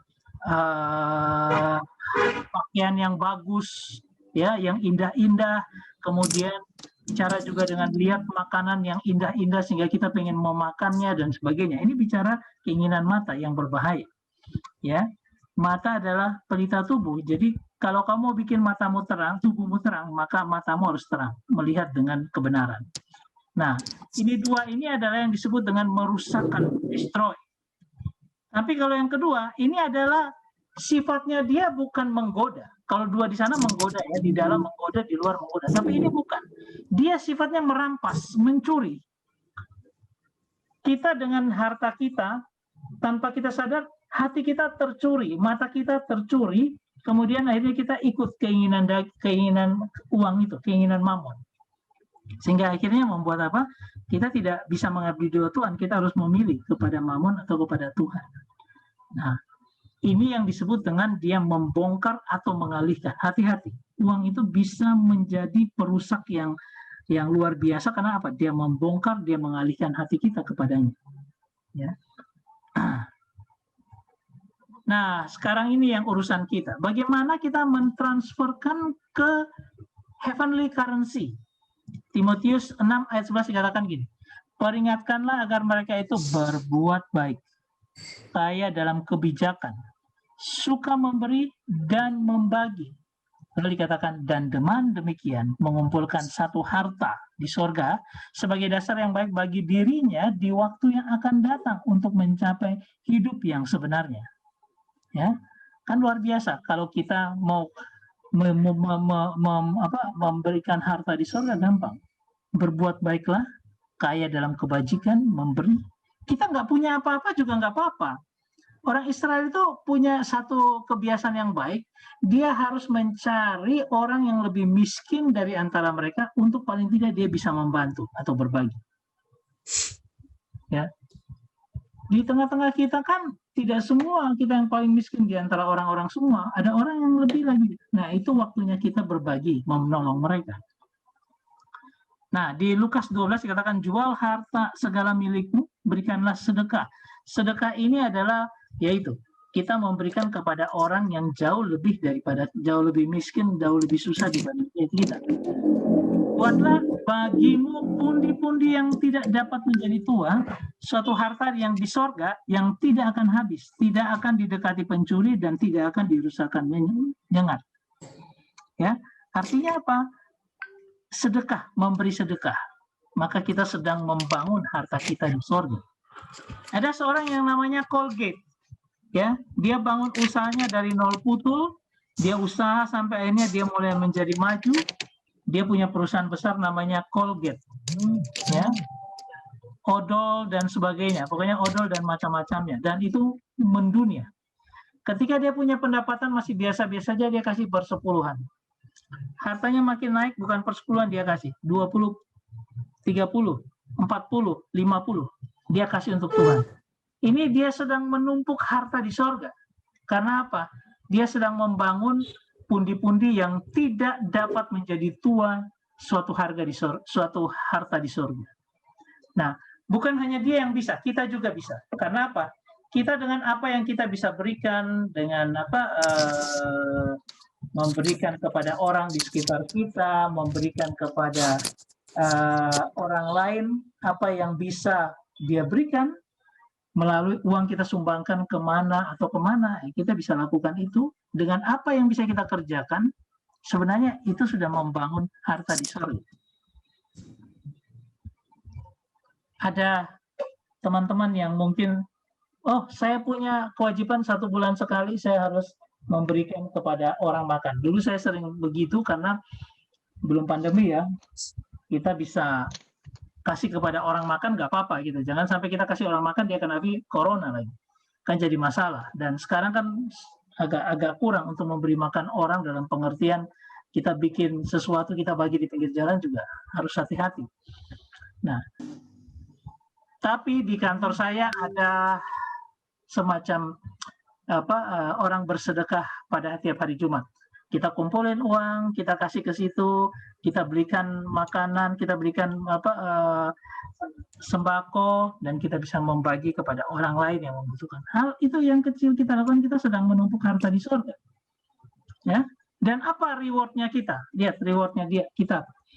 Entahkah orang membangun di atas dasar ini dengan emas, perak, batu permata, kayu, rumput kering, atau jerami. Sekali kelak pekerjaan masing-masing orang akan nampak, karena hari Tuhan akan menyatakannya, sebab ia akan nampak dengan api, dan bagaimana pekerjaan masing-masing orang akan diuji oleh api itu. Jika pekerjaannya dibangun seseorang tahan uji, ia akan mendapatkan upah. Ya. Kalau dia tidak tahan uji, dia hangus, kebakar. Tetapi emas, perak, batu permata itu pekerjaan yang tahan uji. Dia akan mendapat upah. Ya, ini kita bicara tentang upah di sorga. Bukan harta lagi yang kita kumpulkan, tapi ini upah. Lalu dikatakan apa? Dalam Yakobus 1 ayat 12, berbahagialah orang yang bertahan dalam pencobaan, Sebab apabila ia sudah tahan uji, ia akan menerima mahkota kehidupan yang dijanjikan Allah kepada barang siapa yang mengasihi dia. Kalau kita tahan uji, kita terus dalam Tuhan, kita tetap teguh, apapun yang terjadi kita tetap melayani Tuhan, tahan uji seperti itu, kita akan disediakan mahkota. Jadi upah kita dalam pelayanan, reward kita adalah sebenarnya mahkota. Ya, kalau kita lihat lagi dalam pertama Korintus 9 ayat 25, tiap-tiap orang yang turut mengambil bagian dalam pertandingan menguasai dirinya dalam segala hal. Mereka berbuat demikian untuk memperoleh suatu mahkota yang fana, tetapi kita untuk memperoleh mahkota yang abadi. Lalu dikatakan 2 Timotius 2 ayat 5, seorang olahragawan hanya dapat memperoleh mahkota sebagai juara apabila ia bertanding menurut peraturan olahraga. Jadi kalau kita bertanding menurut tatanan yang benar, kita melakukan semua dan baik, kita akan mendapat mahkota. Lalu ini kesaksian daripada Rasul Paulus ya, dikatakan sekarang telah tersedia bagiku mahkota kebenaran yang akan dikaruniakan kepadaku oleh Tuhan, hakim yang adil pada harinya. Tetapi bukan hanya kepadaku, melainkan juga kepada semua orang yang merindukan kedatangannya. Karena upah yang kita punya sampai ke surga, kita mendapatkan mahkota yang Tuhan sediakan. Ya, ini kisah tentang The Lord of the Ring.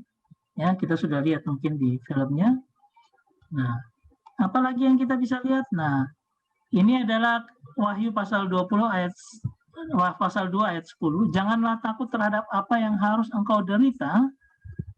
Sesungguhnya iblis akan melempar beberapa orang dari antaramu ke dalam penjara supaya kamu dicobai dan kamu akan beroleh kesusahan selama 10 hari. Lalu dikatakan, hendaklah engkau setia sampai mati dan aku akan mengaruniakan kepadamu mahkota kehidupan. Jadi kita harus mengejar mahkota itu. Mahkota itu macam-macam. Mahkota kehidupan, itu kalau kita tahan uji dapat mahkota kehidupan. Mahkota abadi, kalau kita menang memberitakan Injil, kita beritakan Injil kepada orang, kita ceritakan Yesus, kita akan dapat mahkota abadi. Mahkota sukacita, kalau kita melihat berita Injil itu tersebar dari yang kita lakukan lalu tersebar kemana-mana, kita mendapat mahkota sukacita karena kita akan melihat bagaimana buah-buah daripada apa yang sudah kita kerjakan. Kita akan dapat mahkota kebenaran ketika kita menunaikan tugas pelayanan kita dengan sebaik-baiknya sesuai dengan tatanan Tuhan. Kita lakukan dengan kesungguhan hati, kita akan mendapat mahkota kebenaran. Mahkota kemuliaan jika kita mengembalakan kawanan domba yang dipercayakan kepada kita. Mahkota pemenang adalah sebagai pemegang teguh. Kita pegang teguh akan iman kita, terus bertahan di tengah pergumulan, tidak pernah kita menghujat Tuhan atau kita marah kepada Tuhan sampai kita menghujat Dia, enggak, karena kita tetap bertahan di dalam pergumulan apapun. Itu mahkota pemenang. Dan mahkota kesetiaan adalah ketika kita mau setia sampai mati, tidak mau menyangkal Yesus walaupun apapun yang terjadi, maka kita akan diberi mahkota kesetiaan. Ya. Nah, coba lihat ini, ingat bahwa ketika si orang kaya yang muda itu dia disuruh menjual segala miliknya, maka engkau akan beroleh harta di surga. Kemudian datanglah kemari dan ikut aku. Apakah Tuhan hanya ingin dia kumpul harta di surga? Ya, karena apa? Kalau dia kumpul harta di surga, dia transfer heavenly currency, dia dapat harta di surga. Oke, it's good. Tapi Tuhan tidak tunggu hanya sampai di situ, karena dia katakan datanglah kemari. Makanya dia bilang, setelah itu kejar mahkota. Saudara, yang paling penting dalam hidup kita adalah mengejar mahkota itu.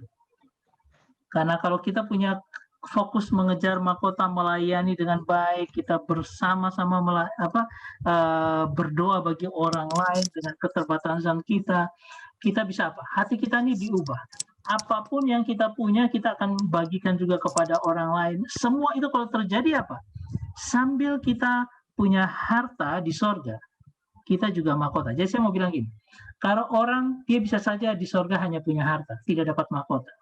Tapi ketika seorang itu dia punya mahkota, itu karena dia betul dengan Tuhan, dekat dengan Tuhan, dia akan tetap bisa mengumpulkan harta di sorga. Karena apa? Kehidupannya yang berbuat baik kepada orang, kehidupannya yang mau berbagi dengan orang, sampai dia dapat mahkota, maka dia punya harta-harta surga yang juga dia sudah persiapkan. Nah, refleksi bagi kita, apakah kita sekarang punya harta di sorga melalui perbuatan baik, pengorbanan material, suka memberi, berbagi, dan sebagainya?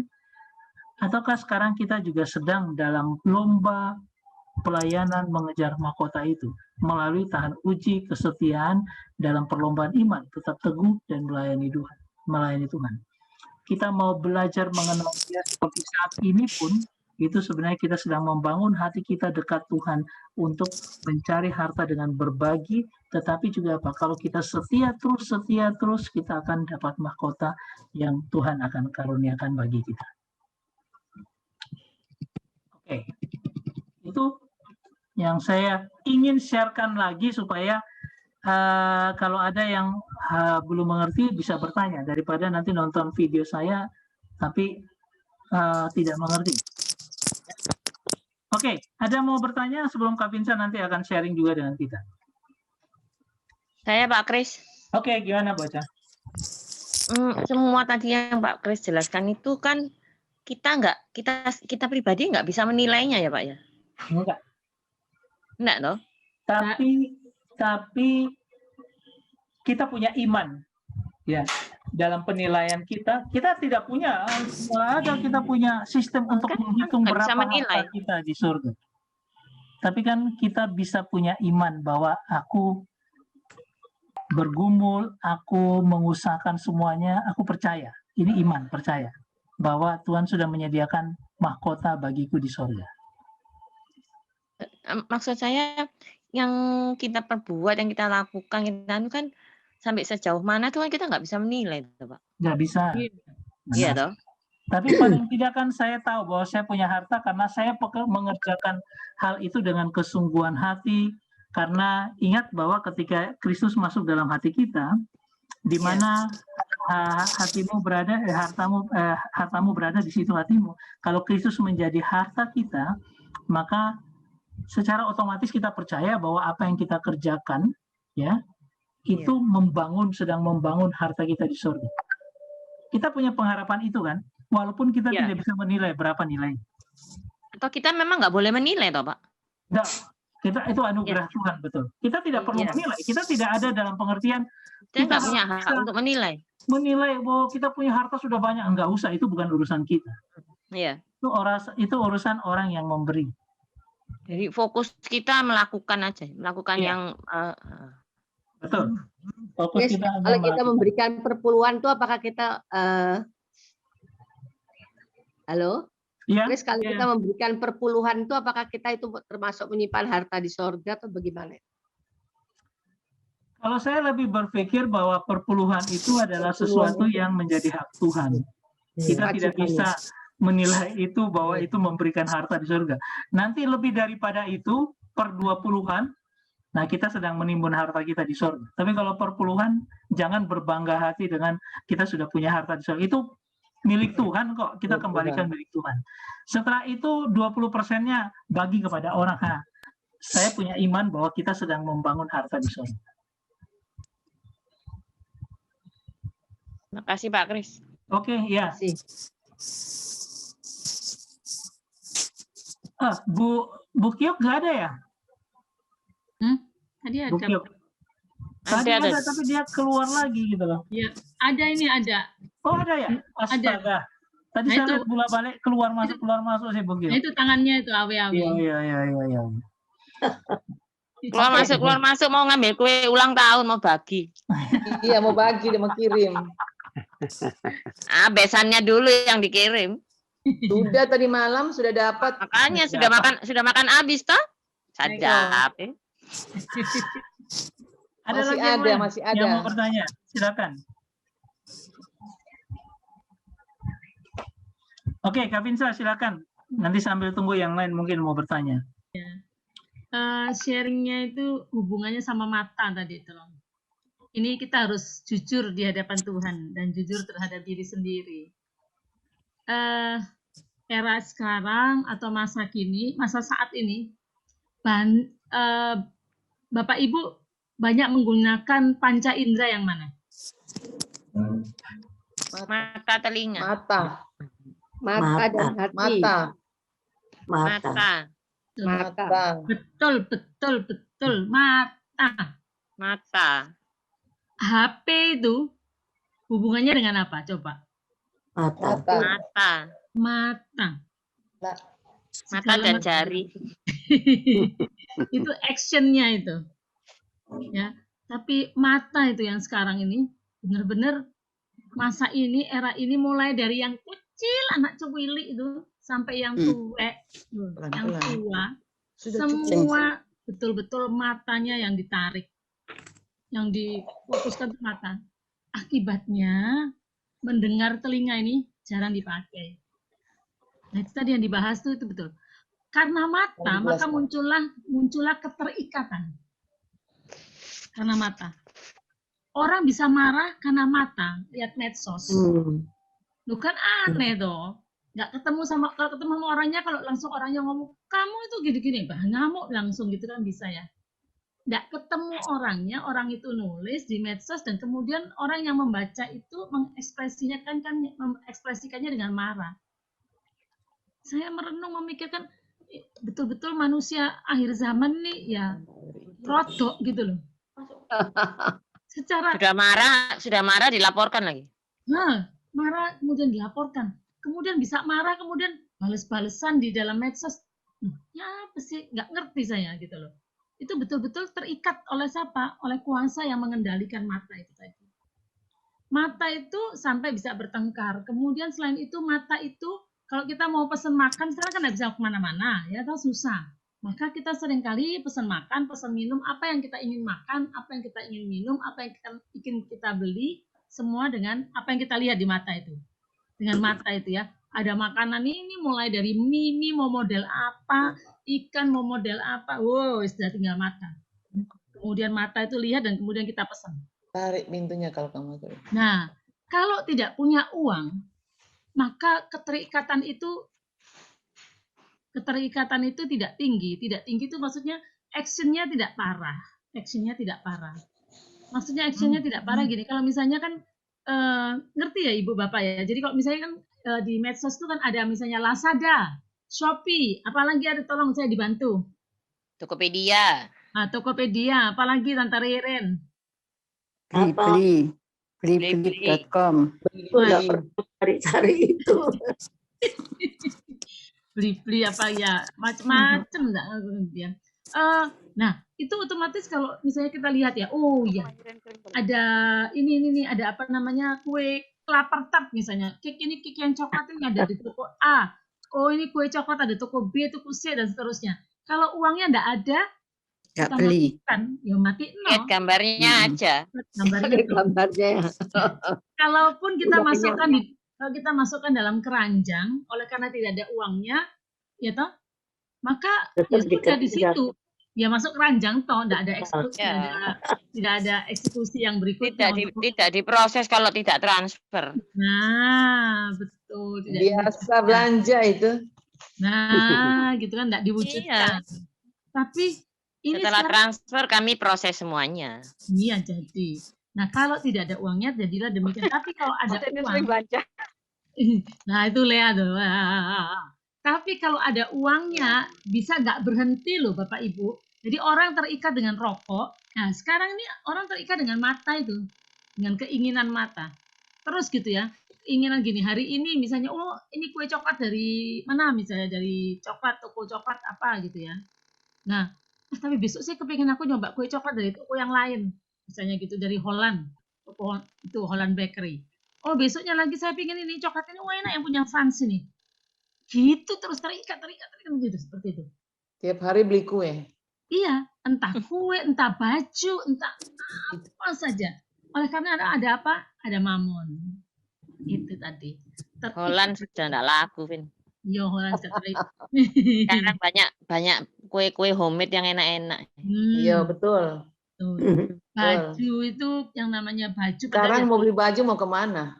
loh, tapi Beli keinginan- mana? Oh iya, betul. ya benar, mau beli baju mau kemana? Kemana? Tapi Ke gereja keinginan, juga. ya betul. Gereja juga masih mikir-mikir. Ngapain beli Ada baju? satu hal tingkatan yang berikutnya adalah pada saat keinginan itu tidak dipuaskan maksudnya beli. Karena kan punya uang, kalau enggak punya uang kan kita cuma masukin keranjang aja, selesai. Tidak berikutnya.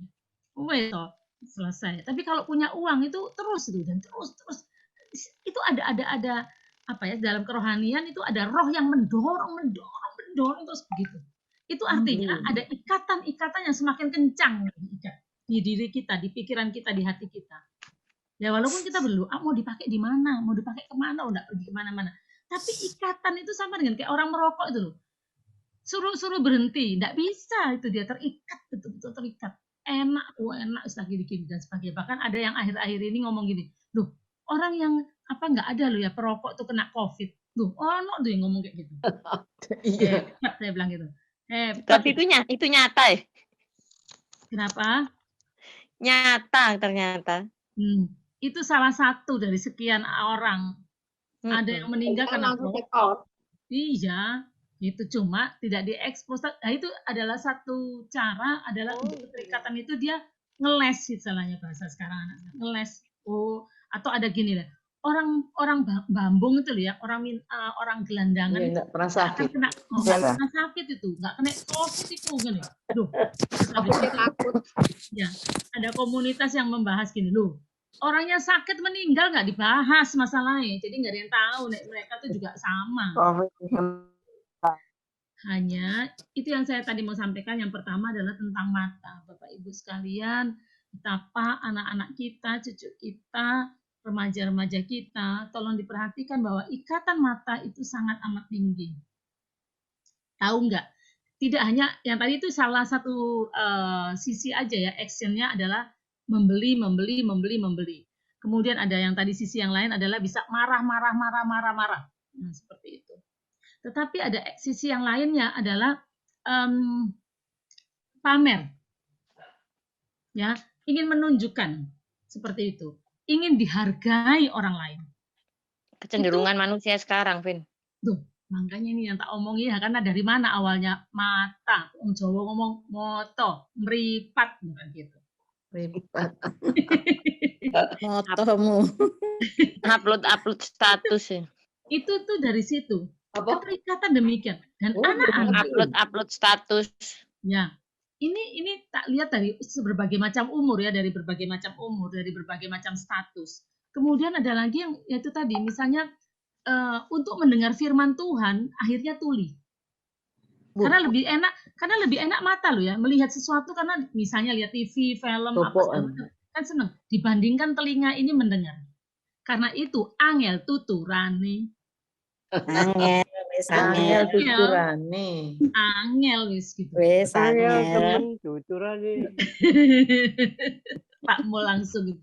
Itu rahasianya akhir zaman tuh di situ. Yaitu anak-anak remaja, anak-anak kecil, pemuda-pemuda, orang tua semua matanya sedang dialihkan iblis kemana? Pada segala macam media, medsos dan sebagainya. Untuk apa? Diikat dari situ. Dan telinganya tidak mau dengar. Sedikit sekali mau mendengar firman Tuhan, misalnya mau putar YouTube, misalnya mendengarkan firman Tuhan, ayat-ayat Alkitab atau khotbah ataupun puji-pujian. Sedikit. Apalagi suruh baca Alkitab. Wah, tambah angel pindu. Angel tenang. Angel pindu. Angel. Kayak gitu. Jadi ikatan iblis yang sekarang itu adalah akhir zaman tuh seperti itu, Bapak Ibu. Sehingga kalau kita ngomong ke anak-anak kecil atau pemuda atau remaja, bukan lagi kayak orang dulu bilang, didengarkan kuping telinga kiri keluar telinga kanan. Itu masih lumayan loh Bapak Ibu. Masih masuk, kemudian lewat itu masih ada. Kemudian lewat keluar kanan, masih lumayan. Sekarang enggak ada itu.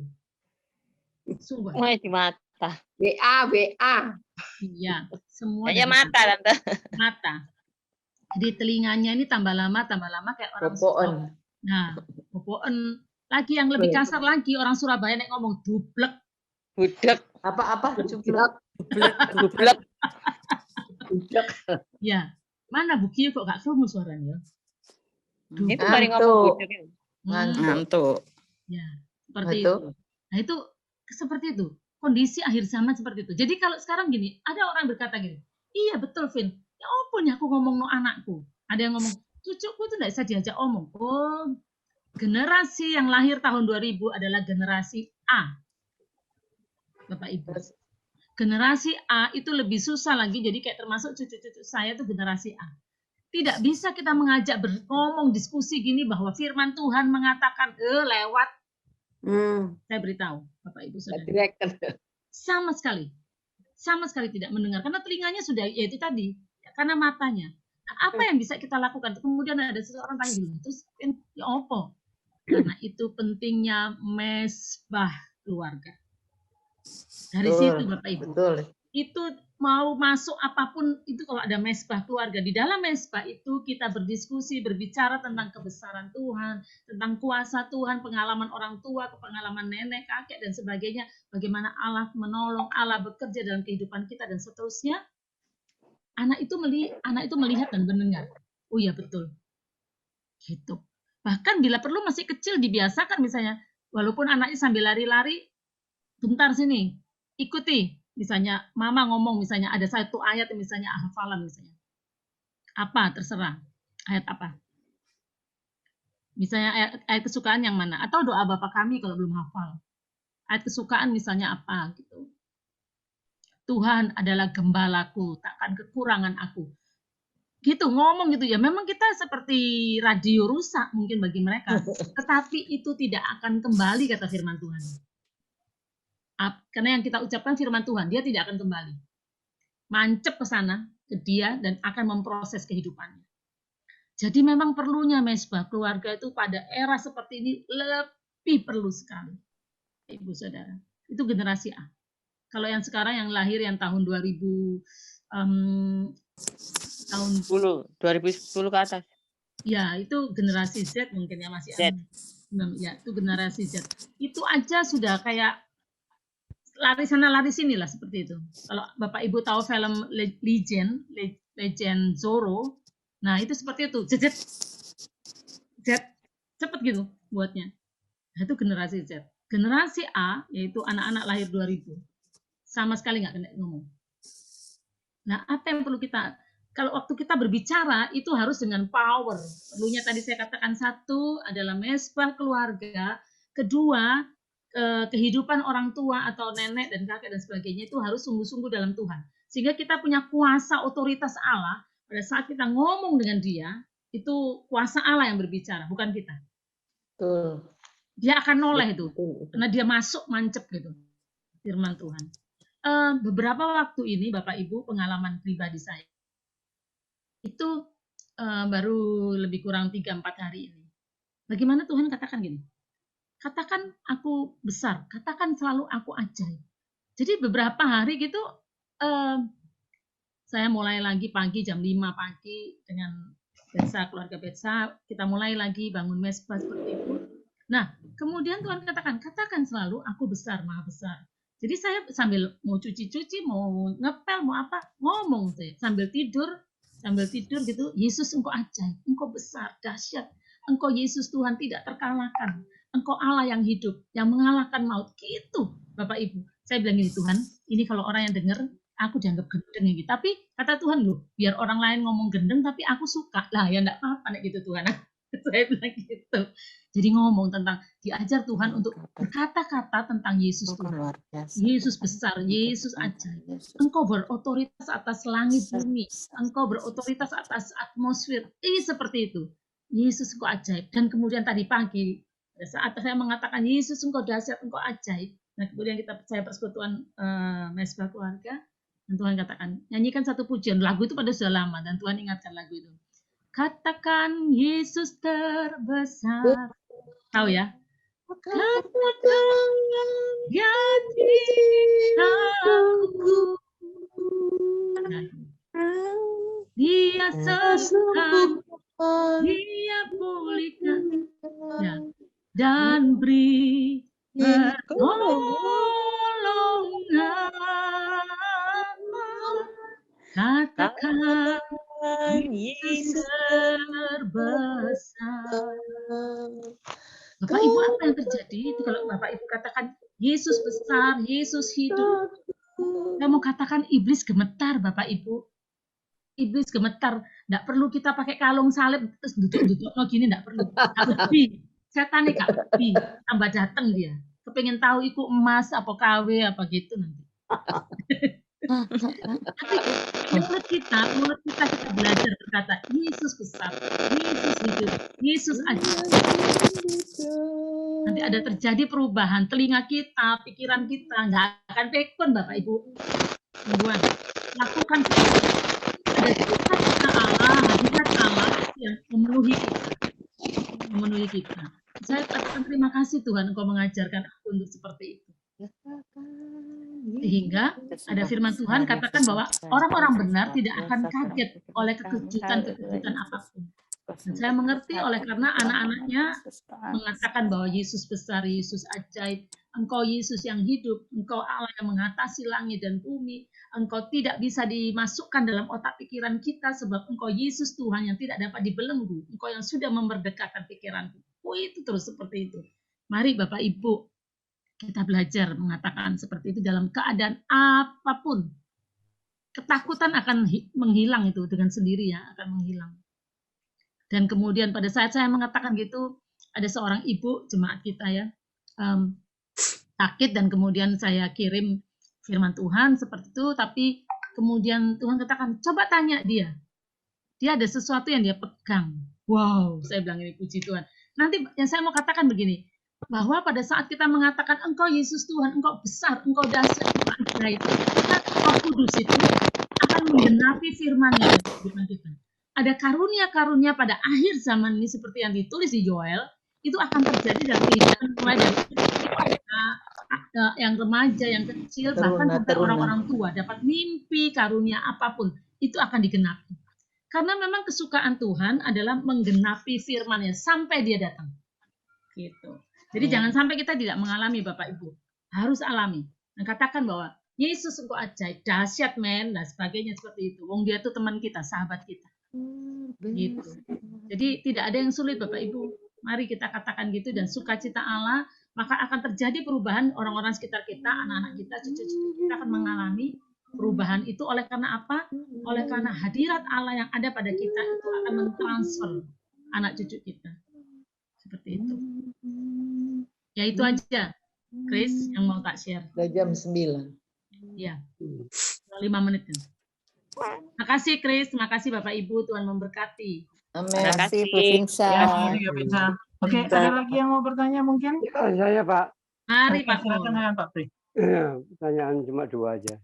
Yang Ya. pertama itu mengenai di dalam Alkitab itu disebutkan bahwa iman datangnya dari pendengaran. Ya, jadi di situ kan tidak disebutkan dari mata, kan, Pak. Dari pendengaran. Dan di dalam kitab Wahyu juga berkali-kali disebutkan barang siapa bertelinga hendaklah ia mendengar. Itu. Ya. Dan kita pun tahu bahwa kedewasaan iman itu dari pendengaran. Ya. Nah, itu bagaimana Bu kaitannya dengan mata tadi? Itu yang pertama. Yang kedua, mengenai firman Tuhan, jagalah hatimu dengan segala kewaspadaan. Ya, dari jadi situ timbul kehidupan. Ya, jadi mata, telinga maupun indera lainnya itu hanya salurannya saja. Sebetulnya yang mengolah itu hati. Jadi walaupun mata itu melihat hal-hal yang negatif, kalau hati kita itu tidak memfollow up atau tidak tergerak, ya tidak apa-apa. Gitu loh. Karena Tuhan menciptakan kita itu untuk bisa melihat juga. Jadi bukan berarti kita harus melihat yang indah-indah, yang tidak bagus pun juga bisa kita lihat, tergantung hati kan. Kalau hati itu bisa menolaknya ataupun menjaga, makanya jagalah hatimu dengan segala kewaspadaan. Alkitab mengatakan bahwa segala kewaspadaan, sudah waspada pakai segala lagi, jadi sudah komplit itu. Artinya harus dijaga betul-betul. Jadi itu Bu Binsa, itu saya mau anukan. Jadi walaupun mata, telinga itu salurannya saja untuk masuk ke dalam hati kita kan. Hati itu yang mengolah. Jadi yang utama itu hati kita itu harus kita jaga betul, jangan sampai menyimpang dari perintah-perintah Tuhan Yesus. Apalagi kita menginginkan sebagai sahabat Tuhan Yesus, kalau kamu melakukan perintah-perintahku, kan begitu. Jadi kita itu yang prosesnya ke sana, saya kira itu. Begitu Bu Binsa. Ya, betul Pak. Yang saya mau sampaikan adalah kondisi pengaruh zaman, dan kita melihat akhir zaman itu begitu rupa. Padahal jelas-jelas firman Tuhan berkata iman datangnya daripada pendengaran akan firman Tuhan. Harusnya yang dominan adalah mendengarkan firman Tuhan. Tetapi ilah zaman akhir ini mengalihkan itu kepada mata. Nah, karena itu adalah ada kata-kata waspadalah, waspadalah. Nah, seperti itu. Jadi kalau sudah tahu dikatakan iman datangnya daripada pendengaran dan pendengaran akan firman Tuhan, maka itu yang harus dominan dibandingkan dengan pengaruh ilah itu tadi yang mengikat kita, ya, diikat dengan melihat itu, kemudian memfollow ikatan itu, keinginan itu muncul, kemudian actionnya jadilah ikatan itu tambah kencang karena dari mata. Nah, itu mengapa pentingnya lebih dominankan telinga untuk mendengarkan, supaya pengaruh yang akan mengikat mata kita tidak sampai membuat kita terikat oleh ilah akhir zaman ini. Karena mengerikan memang, saya katakan.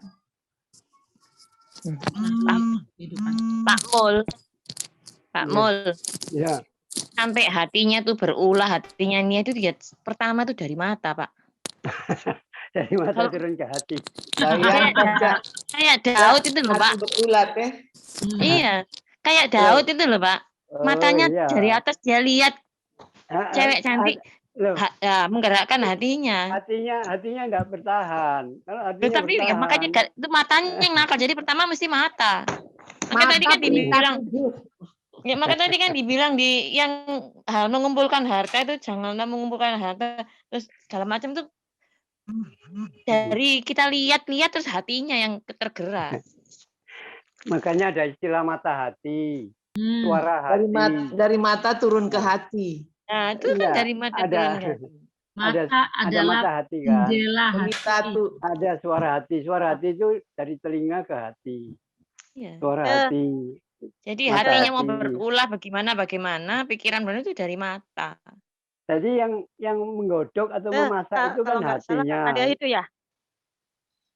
Sini Ya, di ayat hatinya. 22 kan mata adalah pelita hati, pelita tubuh mata. Jadi kalau matanya baik, Tubuh. gelap ya gelap. Jadi matanya yang mestinya. Belum tentu, Bu. Orang buta itu hatinya terang, malah enggak gelap. Kan ada Melihat ya, opo-opo, Pak. Pak. Ada Iya. opo-opo. Firman Tuhan. Adalah apa-apa. Dia malah Telinganya lebih pakai dia, lebih pakai itu kayak sebetulnya dia itu malah senang karena begitu dia dipanggil mata. Tuhan, dia Iya. membuka dia matanya akan pertama kali yang dilihat Tuhan Yesus Ya, betul. pada saat Betul. dipanggil itu. Cerita pengarang Matanya. lagu itu. Fanny Crosby. Fanny Crosby itu. Ya. Jadi memang ya boleh. Anda kalau ada kan ayat jika matamu menyesatkanmu maka Jungkil. karena ada artinya mata juga bisa dari mata Pak Mul, menurut saya Pak Mul. Ya, mata. Memang Karena ada ayatnya. kalau telingamu dipotong telinganya Ya, ini loh Bu, itu mata sama telinga bisa dicungkil, bisa dilepas. Tapi kalau hati, bagaimana mencungkilnya? Pusat segala sesuatu itu. Iya. Hati bisa dimakan Pak Mul sama diamin. Loh. Nih, jadi memang itu pintunya Pak Mul. Jadi awalnya itu dari situ. Jadi pada saat kalau misalnya telinga kita suka mendengarkan firman Tuhan dan kemudian kita sudah tahu bahwa mata itu bisa seperti itu dipengaruhi, maka kalau kita tahu seperti itu maka alihkanlah mata itu kepada firman Tuhan, baca firman Tuhan. Nah, baca firman Tuhan ake angope, lihat gini bacaan nono goro sampai mari wis merem wis amin. Tidak ada yang masuk. Tapi nanti kalau buka HP gitu ya, apa yang dibuka gitu, itu mata. Nah, itu harus seperti itu diolah. Nah, itu. Tapi memang apa namanya yang saya tadi sampaikan adalah Bapak Ibu adalah kondisi saat ini. Kondisi saat ini sangat amat. Orang bisa, nah sekarang gini loh, orang buat hoak itu loh, kurang gawean, kurang kerjaan, ya toh. Karena tahu, iblis tahu bahwa mata itu ditarik terus gitu. Orang dengar gitu. Supaya terpikat gitu, kemudian nge-share sana sini, bikin orang takut, bikin orang khawatir, bukan karena dia mendengar, sama sekali tidak, tetapi oleh karena orang membaca berita. Sekarang itu kondisi seperti itu. Kalau dulu kan mungkin karena dengar suara ya, baca berita, gini. Nggak payu sekarang. Sekarang ini orang khawatir, orang takut, orang sedih, oleh karena dari mata membaca, melihat. Itulah, karena itu mari kita berlomba-lomba, tadi saya katakan, yang pertama adalah belajarlah kita mengatakan bahwa Yesus terlebih besar dari apapun. Dia terlebih besar mengendalikan mata saya, mengendalikan telinga saya, mengendalikan hati saya. Yesus sangat amat dahsyat sebab Engkau Allah yang hidup. Oleh karena itu, kalau kita berbicara, bergaul dengan yang hidup itu, maka pikiran kita, mata kita, hati kita, semua adalah hati yang hidup yang sudah dirubahkan. Mata kita pun demikian. Gitu. Oke ya, sudah kan? Ya, sudah. Coba lihat sharing saya ya. Ya. Kita memang benar bahwa dalam apa yang kita baca hari ini itu dijadikan satu perikop utuh ya menurut LAI, yaitu membagi dengan hal mengumpulkan harta. Ya, jadi kita harus strict di mengumpulkan harta. Ya. Mengumpulkan harta itu seperti ini yang dalam kotak kuning ini, tetapi yang mempengaruhi dari bagaimana kita bisa mengumpulkan harta itu adalah hati. Hati-hati dengan hati kita. Ya, kalau hati kita mulai terkorupsi, mulai ada apa nih dari dalam, makanya saya bilang ini ngengat itu dia dari dalam menghancurkan rumah yang besar, rakyat itu. Nah, tetapi ada juga dari luar. Makanya Tuhan memberikan kita juga mata ini, dia sangat mempengaruhi akan hati kita. Ya, jadi bisa dari hati itu sendiri, bisa juga dari mata yang mulai. Ya bayangkan aja kita lihat film porno terus ya lama-lama habislah. Ya, atau lihat hal-hal yang tidak baik ya lama-lama habis gitu loh. Ya. Kemudian yang ketiga adalah ini, kita tanpa sadar mamon itu adalah merupakan punya semacam kekuatan untuk mempengaruhi. Makanya kenapa kok Tuhan begitu getolnya ngomong, kamu tidak bisa mengabdi pada dua Tuhan, pada dua Tuhan, karena kamu harus milih mamon atau saya.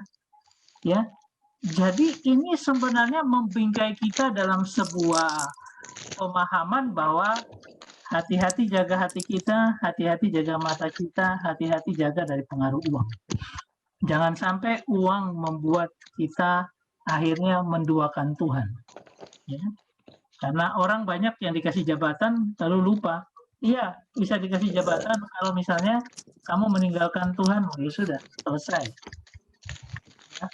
Nah, itu apa nih ke kita? Kenapa dikasih mata adalah pelita tubuh? Jika matamu yang terang itu aja, bagaimana kalau dia gelap? Lebih gelap lagi. Artinya apa? Mata itu benar-benar bisa membawa kita kepada kebinasaan. Hati-hati. Ya. Untuk ya. Oke, mungkin gitu aja ya. Iya. Semua ya. Terima kasih. Ya. Ya. Pak Pri, gimana kabarnya Pak Pri? Sehat.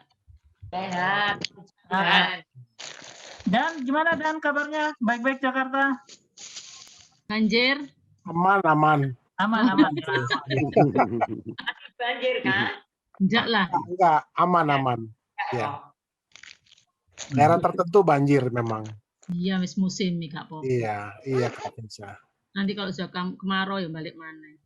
Oke, kita berdoa dulu ya. Ya. Siapa mau berdoa? Oke, Kak Pinsa tolong mungkin berdoa untuk kita semua. Oke, ya. Bapak Ibu, mari kita satu dalam doa. Hormat pujian bagi Engkau, Yesus Kristus Tuhan yang Maha Besar, Maha Ajaib. Engkau yang senantiasa Tuhan berotoritas atas langit, bumi, dan segala isinya, atas seluruh atmosfer dalam pekerjaan kami, rumah tangga kami, keluarga kami, suami kami, istri kami, anak cucu kami, menantu kami, besan kami. Kami mengucap syukur dan berterima kasih sebab kami punya Bapak yang ajaib. El Shaddai, tidak pernah berubah dulu, sekarang, sampai Maranatha. Engkau Allah yang Maha Besar, yang menyediakan segala sesuatu. Jauh daripada apa yang kami pikirkan, jauh daripada apa yang kami minta doakan. Kami mengucap syukur Tuhan sebab Engkau yang mengetahui segala kebutuhan kami. Bahkan Engkau yang mencukupkan kami senantiasa. Kami mengucap syukur, berterima kasih. Engkau berotoritas atas seluruh organ tubuh kami, syaraf-syaraf kami, aliran darah kami. Kami tahu dan percaya dan mengucap syukur. Tidak ada ketakutan dalam kami sebab Yesus Tuhan dalam hidup kami itu lebih besar daripada segala apapun di dunia ini. Kami mengucap syukur dan berterima kasih Bapa di sorga. Kami akan hidup bahagia, kami akan hidup sukses oleh karena hanya semata-mata Yesus Kristus Tuhan yang beracara dan mengadakan semuanya. Karena itu kami sungguh hanya berharap dan mengandalkan Engkau Yesus Tuhan satu-satunya. Tidak kepada manusia, tidak kepada hamba-hamba Tuhan, tidak kepada siapapun yang kami kenal yang punya pangkat. Tapi kami hanya mengandalkan Engkau Yesus Kristus Tuhan. Kami boleh tersenyum, kami boleh bangga, dan kami boleh berbahagia, bersuka cita. Sebab Engkau sudah menyembuhkan kami dari sakit penyakit, memberikan kami terus sukacita, memberikan kami juga kerinduan, kehausan untuk terus bersekutu dengan Engkau. Bapa di sorga, terima kasih untuk damai sejahtera yang Kau limpahkan hubungan kami satu dengan yang lainnya, bahkan boleh menjadi kesaksian buat banyak orang. Dan kami serahkan jikalau keluarga mungkin yang masih belum percaya kepada Engkau, kami tahu dan percaya Tuhan, pada waktunya, saatnya, pada waktu yang sangat amat dekat, Tuhan mau panggil mereka untuk mereka mengaku Yesus Kristus Tuhan. Terima kasih Kau selamatkan mereka di dalam nama-Mu Yesus Kristus Tuhan. Sebelum Engkau datang Tuhan, anak-anak-Mu ini boleh mengaku Engkau Yesus Tuhan. Terima kasih Bapa di sorga, Bapak ini boleh mengucapkan Yesus Kristus Tuhan adalah Allahnya. Terima kasih Roh Kudus, di dalam nama Tuhan Yesus Kristus, hikmat marifat-Mu semakin melimpah kepada Kristian. Terima kasih Bapa Sorgawi, Engkau berkati bangsa negara kami ini, dan malam hari ini kami akan beristirahat atau melakukan segala sesuatu yang akan kami lakukan hanya dalam perkenanan-Mu, dalam hadirat-Mu saja Tuhan. Kami menikmati akan lawatan-Mu, dan esok pagi kekuatan yang baru yang Kau berikan. Di dalam nama-Mu Yesus Kristus Tuhan, semakin Kau membukakan mata-mata kami Tuhan untuk melihat kebesaran-Mu. El Shaddai, Adonai, Elohim, Yeshua HaMashiach, Engkaulah Yesus Kristus Tuhan, Immanuel, dalam kehidupan kami berdoa dan mengucap syukur. Haleluya. Amin. Amin. Amin. Terima kasih banyak. Tuhan berkati. Dan berkati. Terima kasih. Bisa. Ya, berkati. Yuk, sampai ketemu. Baca. Terima kasih Terima semuanya. kasih Pak Kris. Ya, terima kasih. Yuk, semua selamat malam. Mohon Terima izin. kasih. Selamat Pak Priyo. Ya. Ya. Thank you Mona, juga sudah hadir. Terima kasih Pak Kris, terima kasih Bu Kris, Sama. terima kasih Iya. semua. Ya, selamat berkati. Oke ya, sudah ya. Ya, Ya. Makasih semuanya. Ya, makasih Bu. Ya. Selamat malam. Dan thank you Dan. Ya, thank you Chris. Ya, oke. Terima kasih.